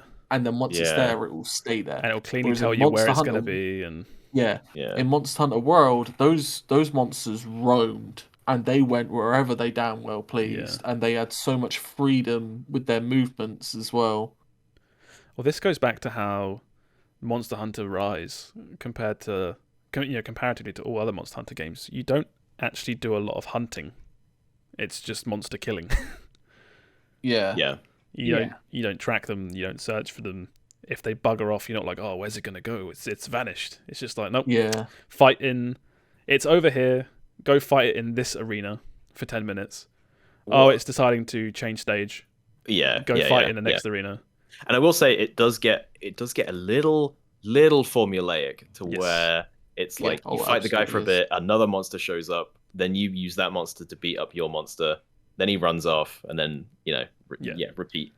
All thinking outside of the actual fighting has been removed. You don't have to Whereas work out. I feel like World was a little bit more dynamic, where it's like the amount of sometimes it's just you versus the monsters, and then when something else shows up, it's like, oh fuck, this is also here, and now they're having a rumble, and it looks cool. Yeah, and you also it tells you when you can capture them. It just straight up has an icon, whereas in World, to be fair, it did that in World once they were low enough, but there wasn't a UI icon. Did not show it in your face. It was a UI element on the minimap, but it was really hard to see.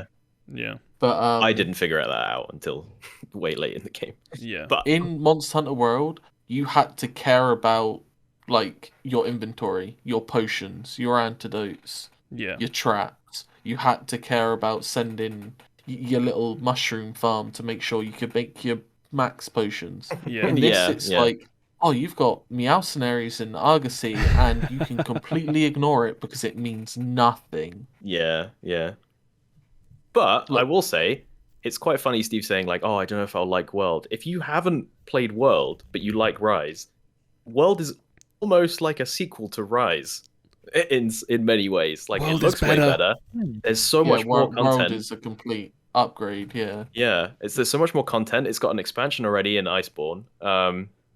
I'd say go for it, Steve. I remember specifically. I'm resisting going back and playing World. I remember my reaction I was thinking about it. Yeah, when we played so much World on PC, at like high refresh rate, it looked great, blah blah blah, and then watching a Nintendo Direct, and they're like, "Here's the next Monster Hunter game. It's exclusive to Switch." And my reaction was just, and you're like, "Fuck!" No.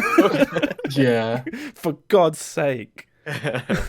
I can't go. You can't make me go back. But they did, and it was still good. But World's got to be dirt cheap now as well. It can't even cost that much. It keeps going on sale. If it's on sale, it'll be cheap. When it's not on you could sale, find it's a complete version. Full price. But because of this and Yugiho, I've not played any Stardew Valley this week. No, I was going to ask. All the plants are dead. It's. I'm getting to that point. I did play one day of Stardew Valley. Yeah. And it was just so tiring. because I don't have to water anything now. Yeah. I'm like, well, I've got to go do other stuff. And because I now have all of the day, I'm not spending half of it watering. I'm like, damn, these days are so long. And if I go fishing when you're catching the fish, the time stops. So the day's even longer. And it's like, So you're saying you need some random modifiers to make the day-to-day more exciting? Needs an end game for... There are mods for Stardew. You can definitely... What's happened is I've gone so efficient that I've hit the stage I want to be at the end of the year already. And because of that, I feel like I don't want to waste time, but I should, because there's just no point in maximizing the amount of times in my day. Optimize the fun out of Stardew. Yeah, that's exactly what I've sad thing done. to see, really. Yeah, that's really sad. You're a man that has it all, but in the end, did you really have anything? We'll see. I might just start like doing bits, having short goals for each day. Just being like, right, this day I want to make sure I've got this. This day I want to make sure I've got this. And then if it means I end up going to bed at 9 a.m. every day, then that's what happens. Well, it's just like real life. Yeah. Oh, don't. So basically, what you're saying is you need Haunted Chocolatier, or whatever it's called. I have no idea what that is. That's the next sequel. The sequel, not a sequel. But okay. The next. Is that like same.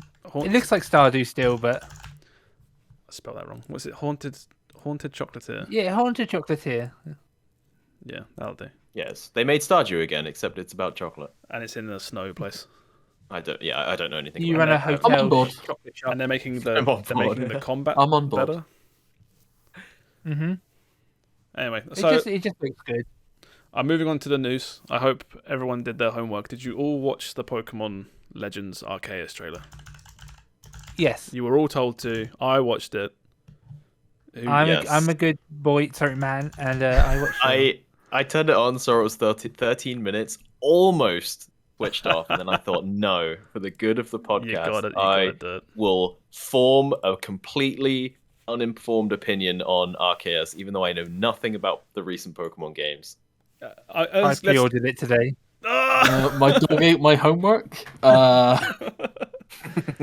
It's is it Monster Hunter?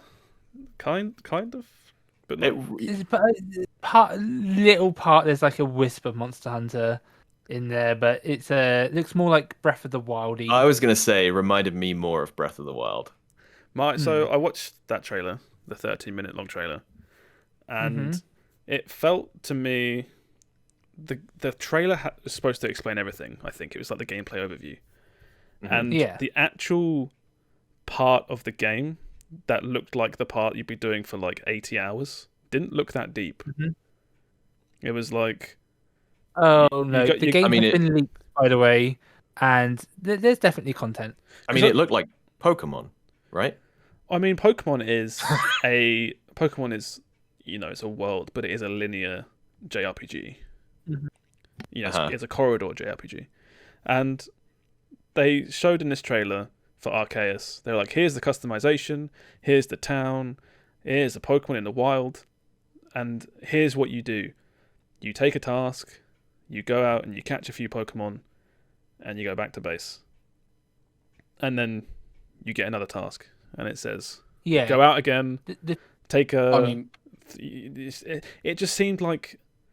Is that all you do? You think the loop is more... Monster Hunter. Yeah, Monster Hunter. Yeah, but Monster Hunter is backed up by the coolest combat ever. Yeah, oh no, but mechanically, what you just explained...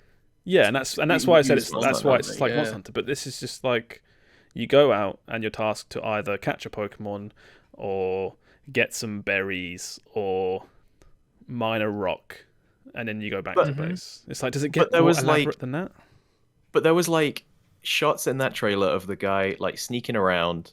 You know, like he distracted a duck with a rock, and then he bonked up in the head with a Pokeball and caught it. And I was like, isn't this what people have been asking for since Pokemon existed? Like, this looks, like a dream come true. Well, the difference is what people were describing is people want the freedom to be able to choose to do that, and the systems in place like Breath of the Wild, where it's like Breath of the Wild is like, do what you want. If you want to chop down this tree, stasis it and ride it into the sunset because our mechanics are crazy, you can do that. Whereas this, if I'm just told go out, catch a Psyduck and go home, looks a lot more restricted. Is what you mean. No, there's nothing emergent there. It's like nothing's emergent. What I want, or what people want out of a Pokemon open world game, is you move into your town, exploring more, and right? your mother or whatever in the house says, "There you go. There's your starter Pokemon. Get out of my house." And you go and do whatever you want. And by doing what you want, you go down to a lake, sneak in a bush, and you decide to catch a Psyduck. Yeah. In service of carrying on your adventure and getting it builds its own all the story. gym badges. Yeah. I see what you're saying.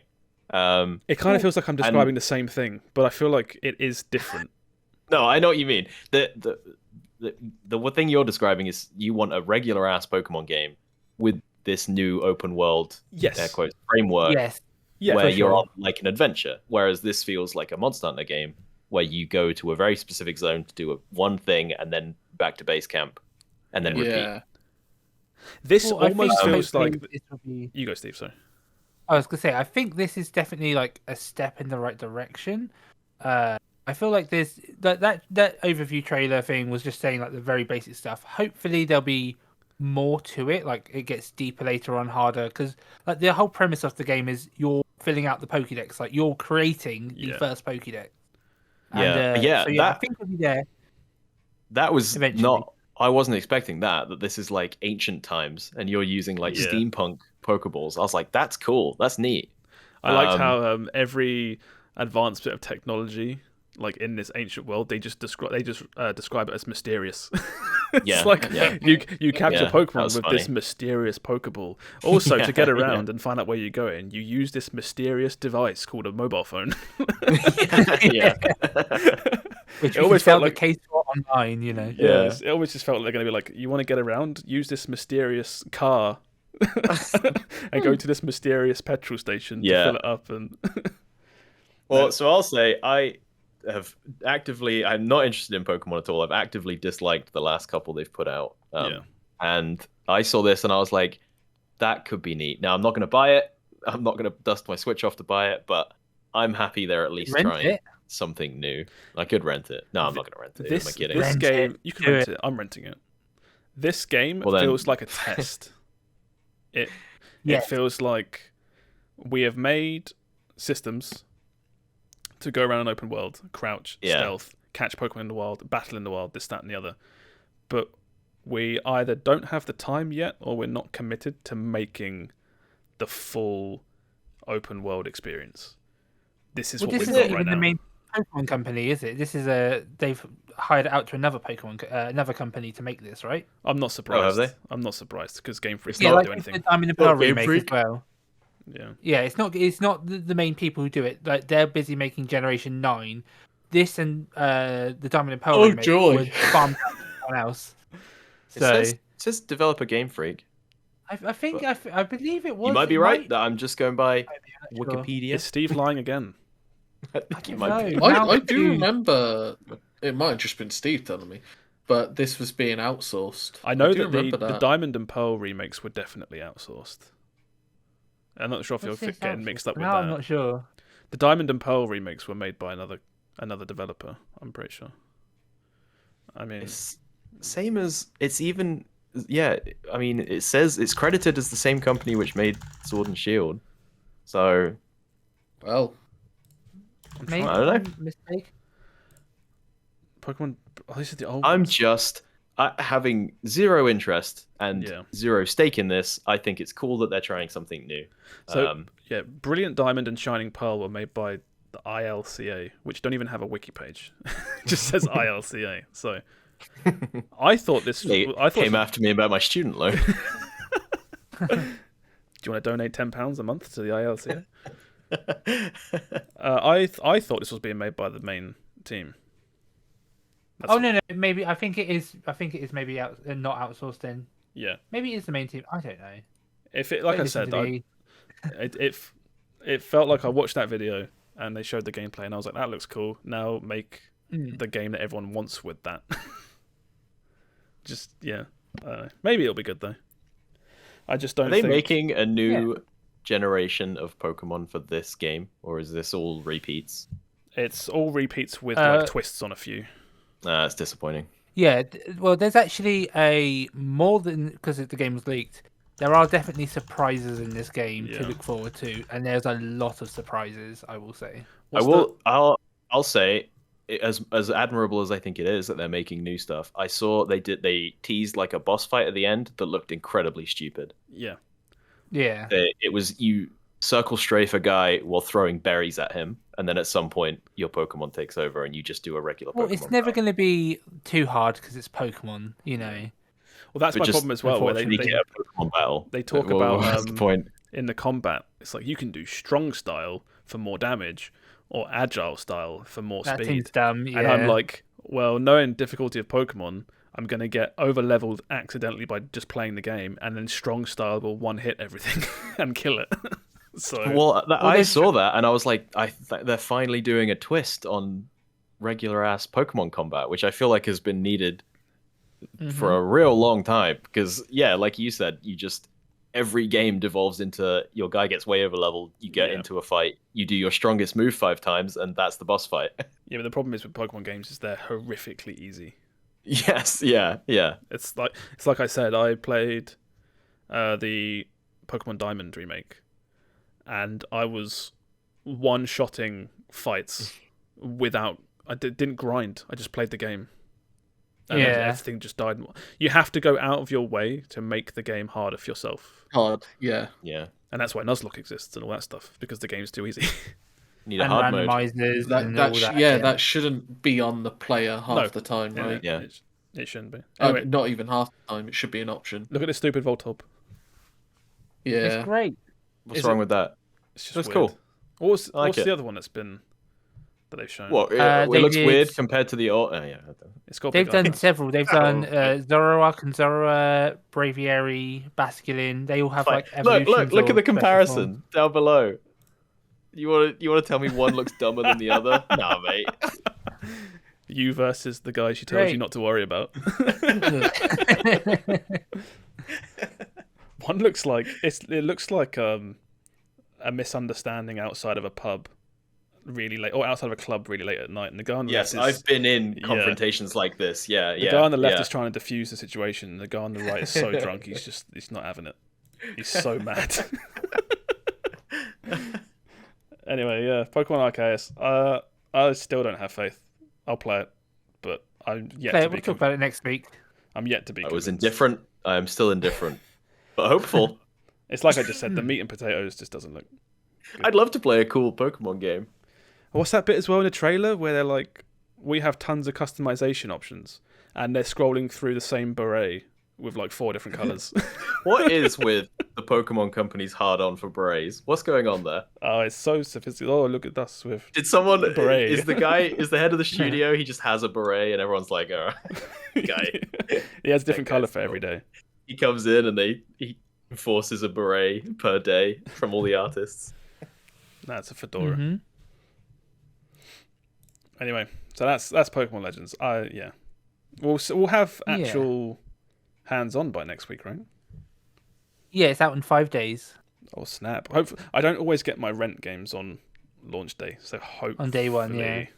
So sometimes it comes Friday, sometimes it comes Saturday, sometimes it misses the weekend and comes Monday. So I may or may not have it, but we'll talk about it at some point when we get some decent time into it. Mm-hmm. So how about sure. that Blizzard and Activision getting bought for $70 billion? Thank you, Microsoft, for announcing that an hour after we put the podcast up last week. You assholes! I wouldn't have it any other way. There's been some more news though since. Need to find that. There's a good picture obviously, that shows but- like Microsoft plus all the companies. Yeah. You three But, talk about it amongst yourselves whilst I sort this out. Well, so I saw something funny that was like, I've seen a lot of doom and gloom about, mega corporation. Now Microsoft has too much power. But then you look at the studios they have, and it's like they have about as many as Sony does, total. Yeah. Video game wise, yes, they're actually quite comparable when you only look at like the video game industry. Yeah, I get it's a different ball game with. I think The second you come out of that scope, I have realised after looking into it, Microsoft could buy Sony a lot of times over. it's insane the difference between them, because in, like you say, in the scope of just like these are two rival games companies, it's just like, no, one is worth billions, one is worth trillions. Okay, that's true, but they are still rivals. They Well, are still direct competitors. I'm not saying they're not rivals, but just that the illusion that it's like a close fight, when in theory, but it is. I actually.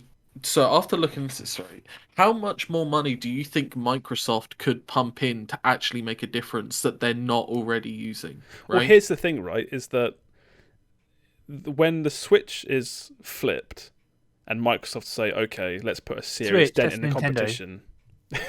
Yeah, they're going to buy Nintendo as well. When they decide, okay, let's put our foot down and start, turning some heads. It doesn't happen overnight. It's a gradual thing because these things take so long to acquire. And this whole thing of we've bought Bethesda, and then what has it been, like half a year or something, a year? And they're like, oh yeah, now we've bought these. It's clear that they're obviously they're going for blood.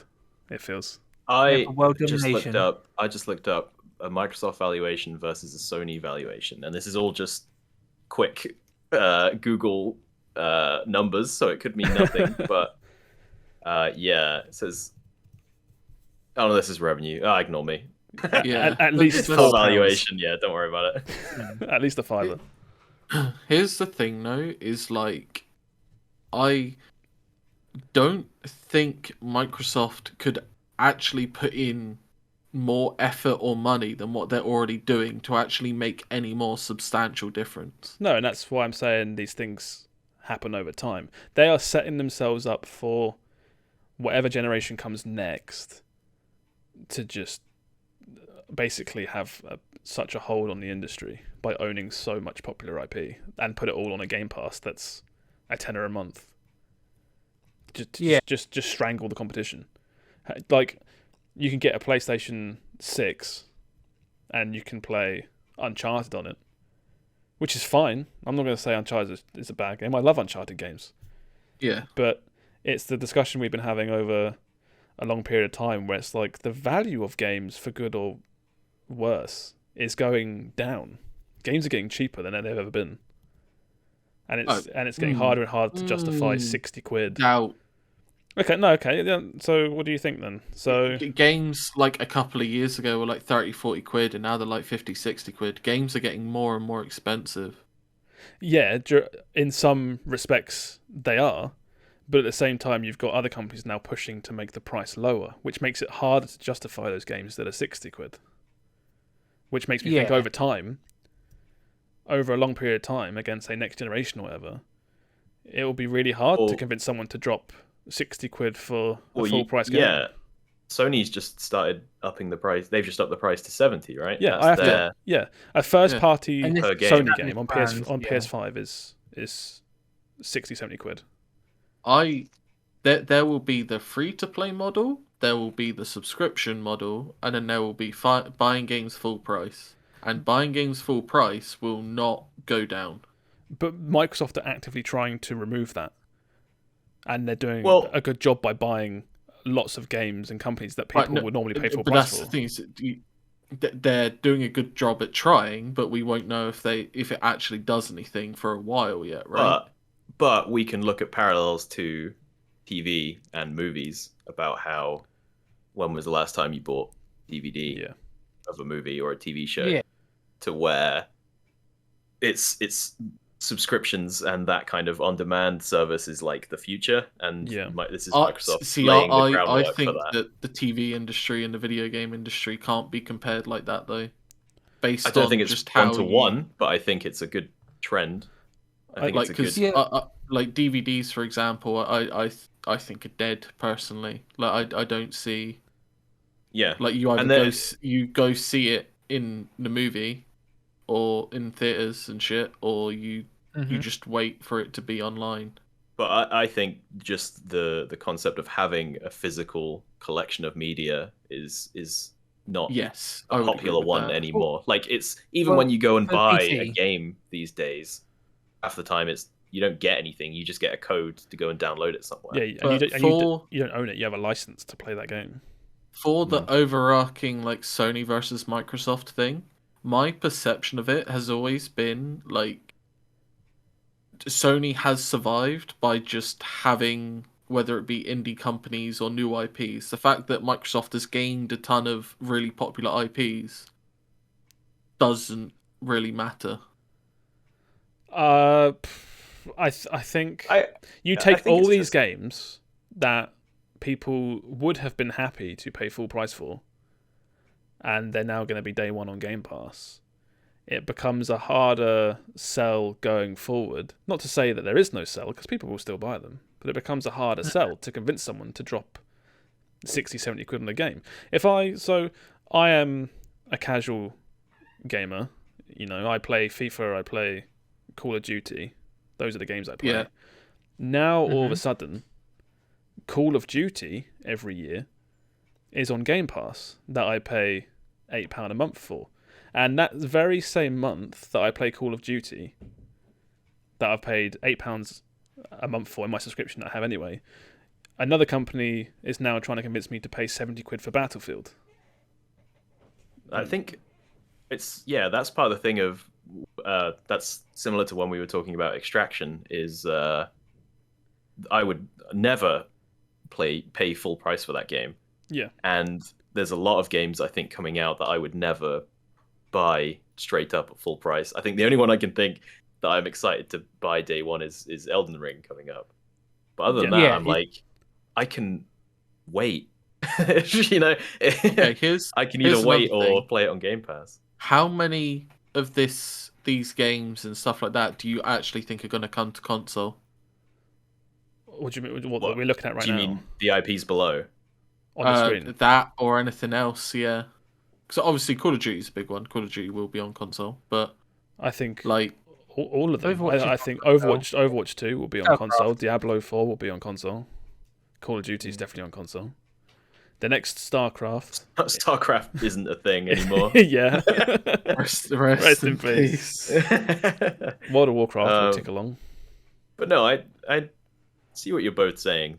I just think, it's the £70 game is a much harder sell when the guy next to you is selling similar games and much more for a pound. And I harp on all the time about this, but I've already hit that limit. I rent all my main console games because I think not that they're too expensive, but you're already doing on demand for services for companies that won't. 100%. That haven't got with the times. I rent games for £15 a month, but that is, as far as I'm concerned, that is another subscription. That gets me the full price games. I still buy my console games because I'm like, I don't like. I've got some download games, but the consoles come with like no memory at all, and I've got so many Switch games that I'm like, I need them to be in carts because otherwise I had to spend like half an hour downloading a new one when I get the inkling to play it. And oftentimes I'll put a game in and then be like, turn it on and be like, I don't feel like this, and turn it off, and I'll play it eventually. But I still think there's room for physical games for console, but for PC, it's completely unless it's on a subscription or it's a established brand, you're not going to buy it. But even your physical cards and discs, when you go and put them in, I bet, isn't it like, it must be half the time you must be downloading, like, if not the full game, then its equivalent in patches when you go and play something. It's like you're already there almost. And it's like staple games like Mario Kart hasn't been updated in ages. Pokemon games often don't get. It depends. It depends on if they're like forever games or if they're like, oh, I'm going to play through this once and then not. Because if it's a play through once game, I will download it. But I've also it's the perspective as well, is like renting or the subscription model versus owning it. I have to rent a game like for 4 or 5 months or something, even longer, 6 months before it would have been worth actually buying it over renting it. And the idea of like, oh, if you own it you can play it whenever, it's just like, I can send it back and I can rent it again. It's not illegal. I can. Here's the big dilemma I have when I think about this is I struggle to see, because I try to look at this as a console thing. Yeah. Because all of this Xbox Game Pass stuff for PC, Sony can't touch that, right? They're not even involved in that, right? Yeah. It only really matters what stuff comes to the console. Here's where my sort of thought towards it, I could be wrong, I don't really have much to base this off of, but I do believe in the future, if Sony and Nintendo, but mainly aimed at Sony, if they don't do something equivalent or figure something out, I do think they'll be priced out of the market. And that's not me saying. I don't think games are too expensive. I just think there is no reason to buy something for 60, 70 quid when I can get it on a subscription service for a fraction of the price. And it's just being pushed out the market in terms of money. Well, that's what everyone's worried about, isn't it? Microsoft bullies their way into pole position, and then no one else can compete with Game Pass. Yeah. That's happening. We're watching that happening right now. is I just think consoles in general are just going to die. Now, that might just be my PC Master Race kicking in. But, like, I bought a PS4, and I must have bought about 7 games over its entire lifespan. Mm-hmm. I think it's. But how many multi-platform games did you buy on PC that were also on console? Because a lot of people will not jump into PC because they think it's too intimidating or it's too expensive to have a gaming PC. Which, to be honest, it is right now. It's expensive to get a gaming PC. Yeah, it is. I can't even think off the top of my head. Yeah. But like, if all you've got is a console, I get it.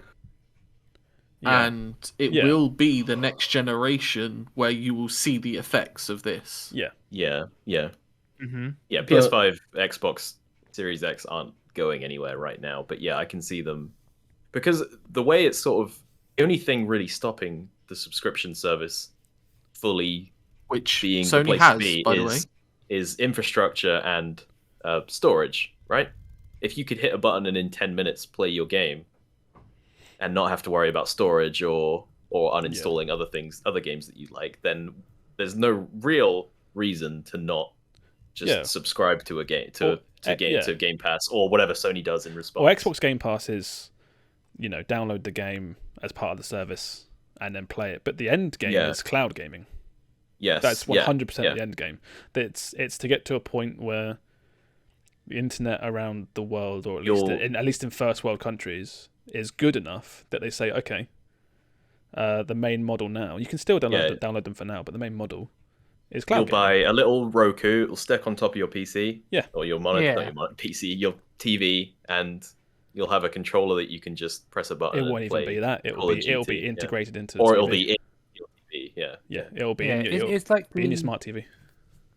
It's like the promise of Stadia, right? But the competent Stadia is a good way to put it. But I think people have also been saying this is the end of consoles for a really long time now, and it just hasn't. So I don't know.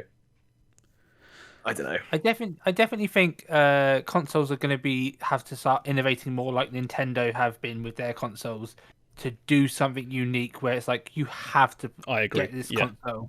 Well, that's just Nintendo being smart and realizing we're not going to compete with the big but two. Also, they're not in the same ballpark, so they are doing this other stuff. But I feel like if the big boys did that, it would not help them. They're not at the stage where they can afford to do that. I would argue that whereas think Nintendo could. I'd say where Nintendo make their money and innovate through hardware, it's kind of what Microsoft are doing now with software, where they're trying new stuff to get ahead of the curve. Because like you say, if the future is streaming and cloud gaming and that, looking at the three big companies now, and Microsoft are way ahead. Well, it's got to be, because Nintendo's always positioned its console as like, this is the side console to gamers, This is like, you got your PC or you got your Xbox and you've got your Switch that you can take on the go. It's like a phone, but way clunkier. But it's Sony at the moment feels very like almost archaic in that they're just rooted in their, nope, you're going to buy a box and you're going to buy God of War for £70 for full price and you're going to play it and love it. I look at my PlayStation 5 and I'm like, thank God you've got a few decent exclusives coming out, because that's all you've really got going for you.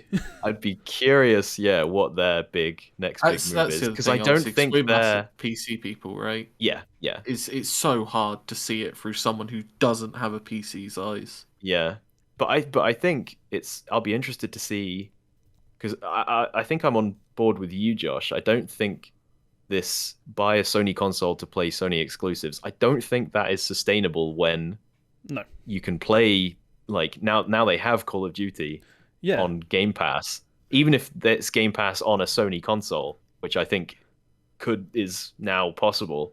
Or the argument was always, what you're going to buy? Are you going to buy a PlayStation console for Sony exclusives, which you have all your Uncharted, you have Horizon, this, that, and the other, Or what are you going to do? Are you going to buy your Xbox One with its exclusives like Halo 4, Halo 5, whatever? You get like a couple games. And Sony was always the winner. They always had way more games, way better games.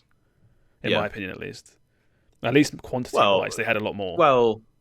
Well, this last generation. Yeah, and now looking forward, that same argument again is actually now the exclusives on Microsoft's side. It's the entire library of Blizzard, Activision, and Bethesda.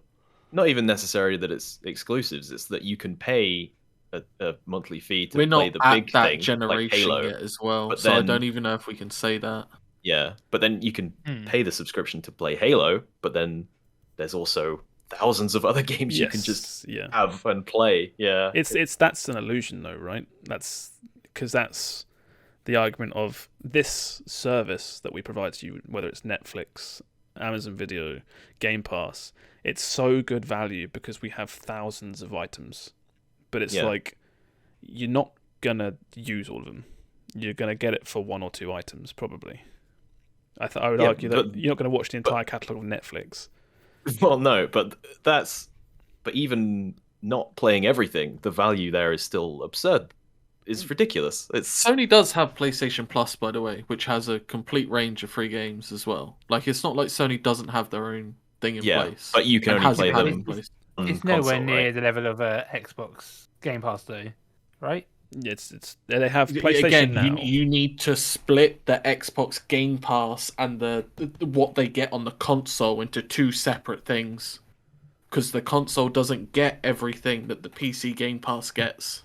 But we also PC Game Pass doesn't get everything the console gets as well, right? I believe over time there are differences. There are differences, but you'll see parity soon. You will see parity over time. I agree with that. That's what I think. I think there will always be a few odds and ends maybe on like PC because it's I think it's because they've shoehorned a lot of games onto this service, whereas in the future they'll be more forward thinking and say, right, we're going to license this for PC and console, not like where one thing is stuck on on Steam or something for the next year because they can't buy it out on PC. Because of a contract. I think you'll see lots of stuff like as opposed to like on the PC Game Pass we have Age of Empires 4, right?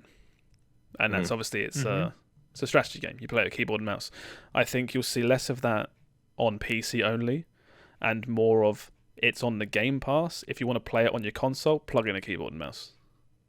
Yeah, maybe.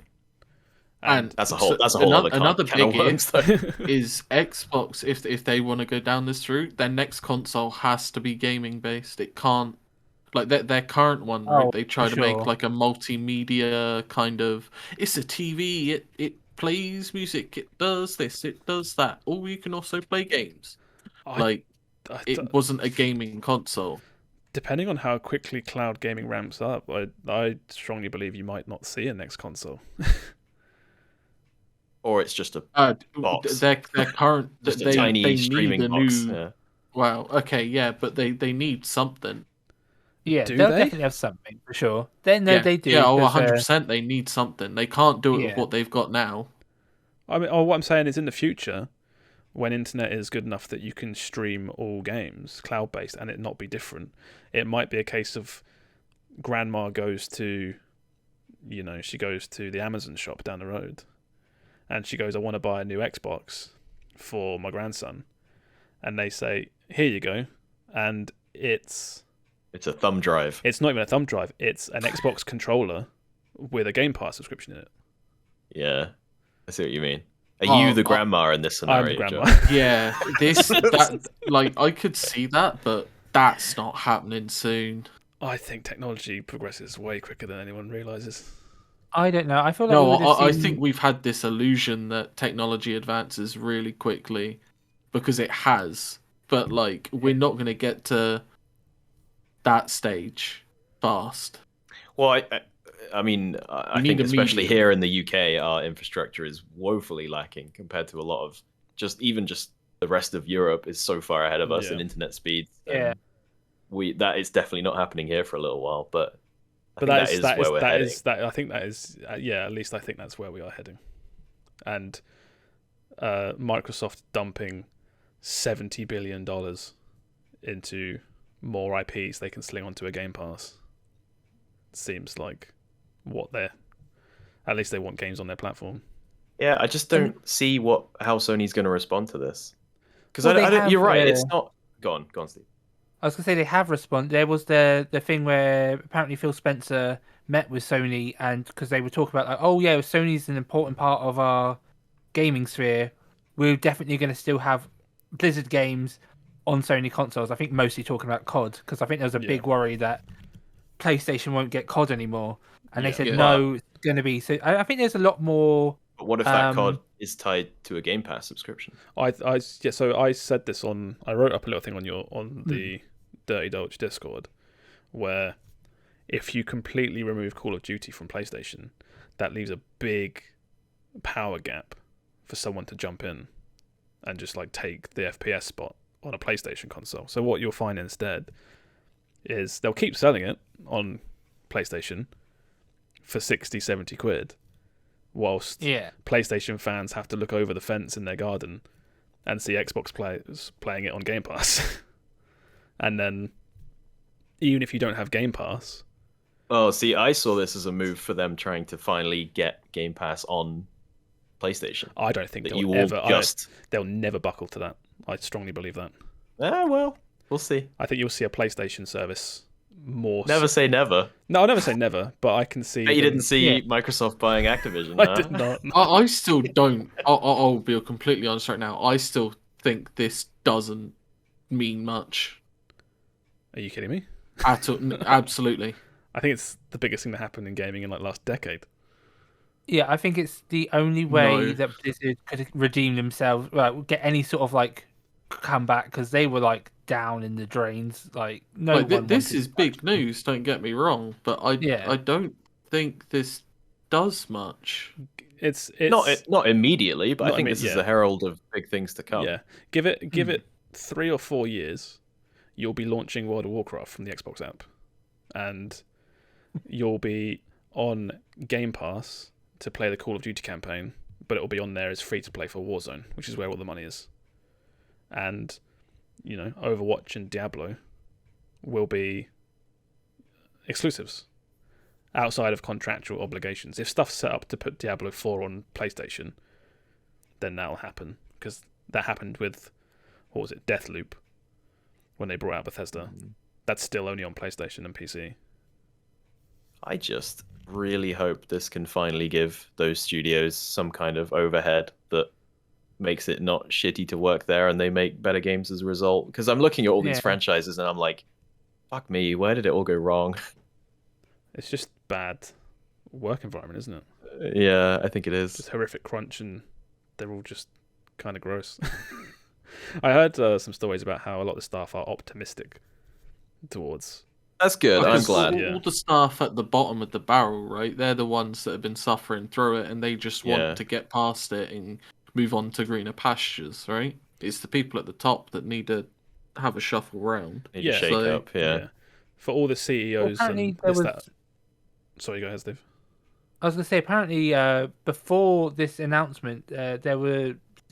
Bobby Kotick was firing a lot of people in, not secret, but, more on the hush-hush side of anyone who's had any sort of I heard this allegation against them, and then all of a sudden it's like, oh, now Microsoft has it. We've got rid of all the not the naysayers, the people who could be problematic, and they're really trying to clean up that reputation, and even to the point where Team Liquid, the esports org, I think yesterday just announced that, oh, we're getting into the MMO space. Here's our first WoW team, which I never expected people to be like, oh yeah, we're jumping on Blizzard train, But here they are. I think it's kind of, we're seeing ripples of it now. Like Blizzard are kind of getting their reputation back a little bit. Well, yeah, it's you buy all this crap that comes with the company, all these horrible stories and terrible things, but at the same time, it sets up like the potential for the biggest redemption arc ever. Here's the thing though now, is it's no longer Blizzard's reputation, right? It's Microsoft. It's now Microsoft's reputation. So what happens now Yeah. Well, and they're still fighting after last generation. They're still on the comeback. They can't afford to have Blizzard ruin everything again. And going down to individual games, World of Warcraft in itself is a game that needs redemption. Like, let all alone of these, the company. all of these franchises are. So Candy Crush, which has been quietly making Yeah, all of the money in the world for the last 20 years. Here's the thing. Here's the thing. The one game we haven't said anything about is the one game killing it, and they're the one they're probably the most happy to pick up. With King, yeah. Heroes of the Storm. Candy my Crush. God. Mobile games is where the money is, mate. Do you think we see a Heroes of the Storm redemption? I No, hope they're gonna die. they have enough StarCraft characters. or Heroes of the Storm? They have enough characters now to make a Smash Bros. Game. Will, stop killing me. Do we see Master Chief in Heroes of the Storm before 2025? That Put your would be money down funny. now. Yes. Oh, Jim Raynor skin as Master Chief. Oh my god, it all makes so much sense. I would play a StarCraft Candy Crush game. Where it's like, it's like Jim Raynor. All right, like, not where we were all going with that, but No, sure. no, yeah, Jim Raynor being like 3 in a row, great, and then he shoots the candy to remove them from the game. Oh, okay, yeah, and all the candy is Zerglings. Yeah, and then StarCraft will finally be profitable. Oh, damn, that stings. Oh, it hurts. But yeah, I think it's like you say, you don't spend $70 billion not to shake some things up. Oh, they're definitely looking to make some moves. I just don't think they're going to be able to make $70 billion worth of moves. That's all. If you own the entire industry through your Netflix subscription, then they'll make that money back easily. Also, now they can make a new Guitar Hero I game. still fervently believe that it doesn't work like that. There are people much smarter than us making these decisions, throwing around $70 billion. I mean, if anything, we have been proved that there are people not smarter than us making these decisions. You played Rainbow I'm Six, the right? smartest person I know. I just that's like another 70 billion now that I Game can't Pass get. has to make back, right? And I feel like I don't understand the math behind Game Pass. I've played so many. If you tallied up the games I've played through Game Pass versus the amount I paid for it, how does anyone making money there? I assume they have like a big whiteboard that says like, okay, 10 years from now, we've made the money back. Sony, you can see in the corner, I've drawn a little tombstone that says Sony on it. They are dead. Rip Sony. We have their money now. We buy Nintendo 5 years from now. Mario is now on Game Could you Could Pass. imagine? Could you Master imagine Chief if is the face of gaming. Everyone has their own Master Chief helmet on display at all times. I assume Microsoft have enough money to just buy Sony and Nintendo. It's just antitrust laws just stop that from happening, right? Like anti-competition laws. I don't. Although I don't know. Microsoft is US based, right? Yeah, Microsoft's US based. Sony and Nintendo are both. Oh, they can't find Japan-based. Sony, right? Okay. That No, makes no, sense. but I I think you're more likely to see like a Sony by Nintendo or a Nintendo by Sony sort of, or a merger even. Microsoft keeps sending talent scouts over to Japan. They never come back. They're like, go and try and find. We want to buy Sony. Go and try and find them. Oh my They god. keep sending interns over that never. Yeah. The talent scout, like, he's walking down the road and there's someone sitting on a bench, with holding a paper. And then he put the paper Mario. down, it's Mario. It's Miyamoto in like a hat. A van pulls up, slides out. It's Nathan Drake. And he's like, get in the car.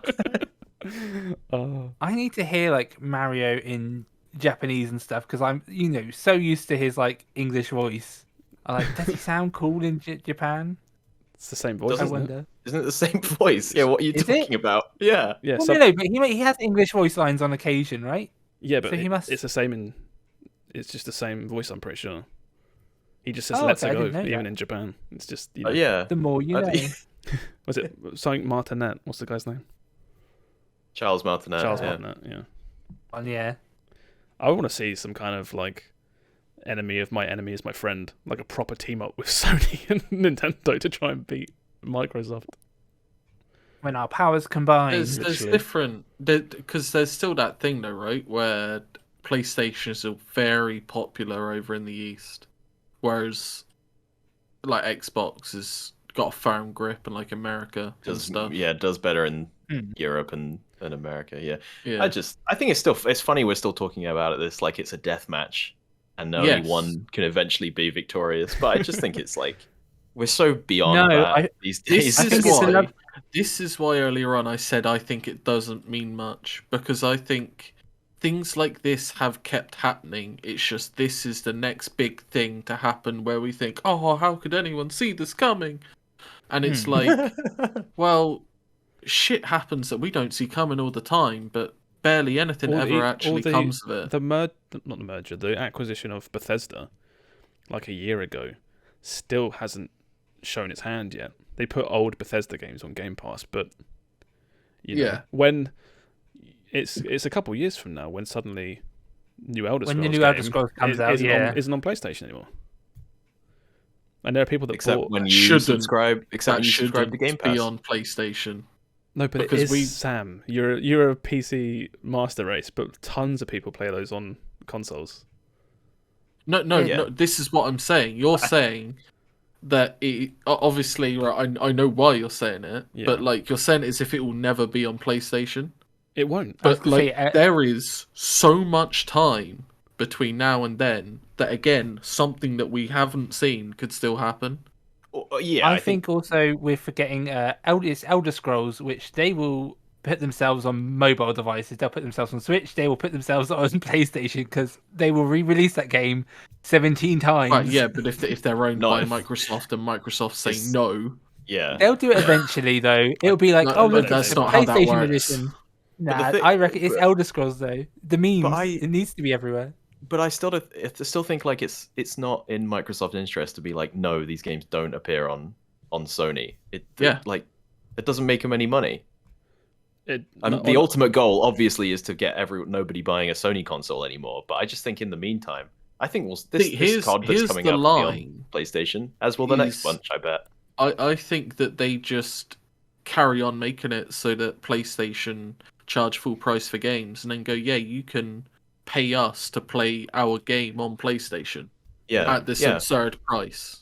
Yeah, sure. I think also timed exclusives as well. Like it'll be, you can play it like a month early or whatnot.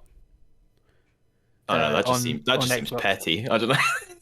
I don't know about that. Have been doing that. You can play it on Sony, but everyone has a big red nose and fake mustache. That's literally been COD though. Like you can play on COD online a month. But that's when they were independent. Oh yeah, but that's what I mean. That's That was just Activision accepting some Sony money, like they did with Microsoft in the generation. You'll still see the next few Call of Duties, I think, on PlayStation. It'll be like not this year's, not the year after, but the year after that. You reckon? Okay, I'm writing this down. Yeah, write that down. If 2024, you reckon isn't going to be on PlayStation? Okay, so the COD of this year, and I'm not going to write it down. The COD of this year will be on Game Pass, and it will be on PlayStation, but it'll be full price. There won't be a COD 23. There'll be a map update. Where's this coming from? I'm predicting that under new ownership, these games will get given a bit more time between releases. Yeah, because they said it's going to take till 2023 for this actually to go through. Who's the guy that does the predictions? Nostradamus. I kept wanting to say Nosferatu. Akinator. I kept wanting to say Nosferatu. All right, let's wrap up this. I think we've milked this. I think we don't know is the big takeaway. It's all a big mystery. I'm not even sure what our point was there by the end. It's big news. it's big news, basically. It's just big news. Not to Sam, but no, it's the thing. My gut instinct is I think this changes nothing. It is big news, and I think it means nothing. Yeah, all the effects. There you go. All the effects of this will happen after the Earth has died anyway. So who cares? That's true. Yeah. The water's going to run out soon. So ultimately, oh no, I'm drinking water pissing now. in the winter. Yeah, this is the last cup. Definitely the biggest news of the week. Yeah. Did anyone have anything else they wanted to talk about? I have some smaller news things that we can just let's go through some small. Yes, let's quick fire some stuff and then wrap this up. It's going on quite long. Is this the Italy thing? It better not be. No, not the Italy I don't want to talk about the Italy thing. There is a Netflix have released a Cuphead trailer for the animated series, so that looks okay. You should check it out. there is a new mobile game which I can't play, but I want to see if anyone in the comments has, called Twisted Wonderland, where it is Disney characters, but they are anime boys instead in a Harry Potter house. I pulled out my style phone thing. and then I immediately put it away again. And there's like music videos, and it's very Japan, and it's like there's like the Lion King house, the Aladdin house, Oh, the no. Alice in Wonderland house, and I desperately want to play it, but my mobile devices can't handle it because I'm poor. What type of But, game is Now this? I know if anyone- Steve can't play it. Now I'm downloading If anyone it. wants to play it and tell me if it's good or not, just let me know in the comments below. Alright. I feel like there was one more small thing as well, but I can't remember. Is anything coming out next week that you all are excited Yes, Pokemon. Pokemon. Oh, yeah. Pokemon is. I think also we got. I'm not sure what the date is exactly, but we got Dying Light 2 coming out soon and a Warhammer game. Dying Light's not till February, I thought. It's like 17th of February. Is that right? Close for? Oh, enough. fuck. Total War Warhammer 2's out next week, isn't it? 3. Total War Warhammer 3's out next week, isn't And it? it's on Game Pass as well. Speaking of Microsoft, it's on Game Pass. Was it Total War Warhammer 3? 17th of February. What are you on about? Oh, I thought it was ages you away. little tease. Fuck Dying- you, Steve. Dying- It's somewhere close. I don't Dying know. Light- Dying Light 2 is the 4th of February. 7th of December 2021. Okay, Oh, so okay, it's close 4th on Steam. Yeah. That's really funny. I think that's kind of it. You've got a few weeks after that. You've got Horizon 2 Elden Ring. and Elden Ring. Lost Ark as well is coming out 22nd, I believe. Is that the Vin Diesel What's game? lost? Oh, yeah. No, I thought he was going for the same thing there. You just Google Vin Diesel. Let's just end on that. Vin Diesel on his yacht. There we go. There's nipples on the screen. All right, Good old Vin let's. Diesel. I say we wrap this up with this lovely image of Yeah. Vin Diesel. Thank you everybody Thanks, for Vin watching. Diesel. Should we do? Let's do quick shout outs. Again, same socials as normal for me.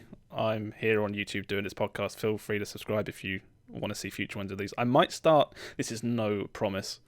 I might start doing a few shorts throughout the week of like clips from the podcast. Oh, little teasers. Little teasers. Well, no, it's not. Can't tease stuff we haven't done yet. But like Are you know, we? clips of the podcast we've already done. No, I like so- you have to. Yeah, you pretend to have a conversation Yeah. with us and then Yeah. reenact it. Yeah. But yeah, that's me. Will, how about you? You can follow me on Twitter at well, what was my Twitter? Twitter Olive Meister. Olive Meister with Two two Rs. R's because And there's an I couldn't get underscore in regular between the Olive Meister. words. And Yeah, Olive_Meister. It'll all be two below Rs. the channel, so Follow me on Yeah. Twitter. If you follow me on Twitter after hearing this, just tweet at me like, I love Vin Diesel, and then I'll know. That'll be an interesting experiment. I'll see if anyone, yes, if anyone, if there's any kind of throughput from this podcast. and send yeah. him your favorite picture of Vin Diesel as well. yeah. Yeah, tweet at me your favorite picture of Vin Diesel. I don't know if I can pick my favorite. There's so many. There's isn't so there? many. Oh goodness. Yeah. Yeah. Steve, where can we find you? I am. You can find me at Quikwix everywhere, and I have decided that I'm gonna on Wednesdays at 5 p.m. I'm going to stream a new game every week.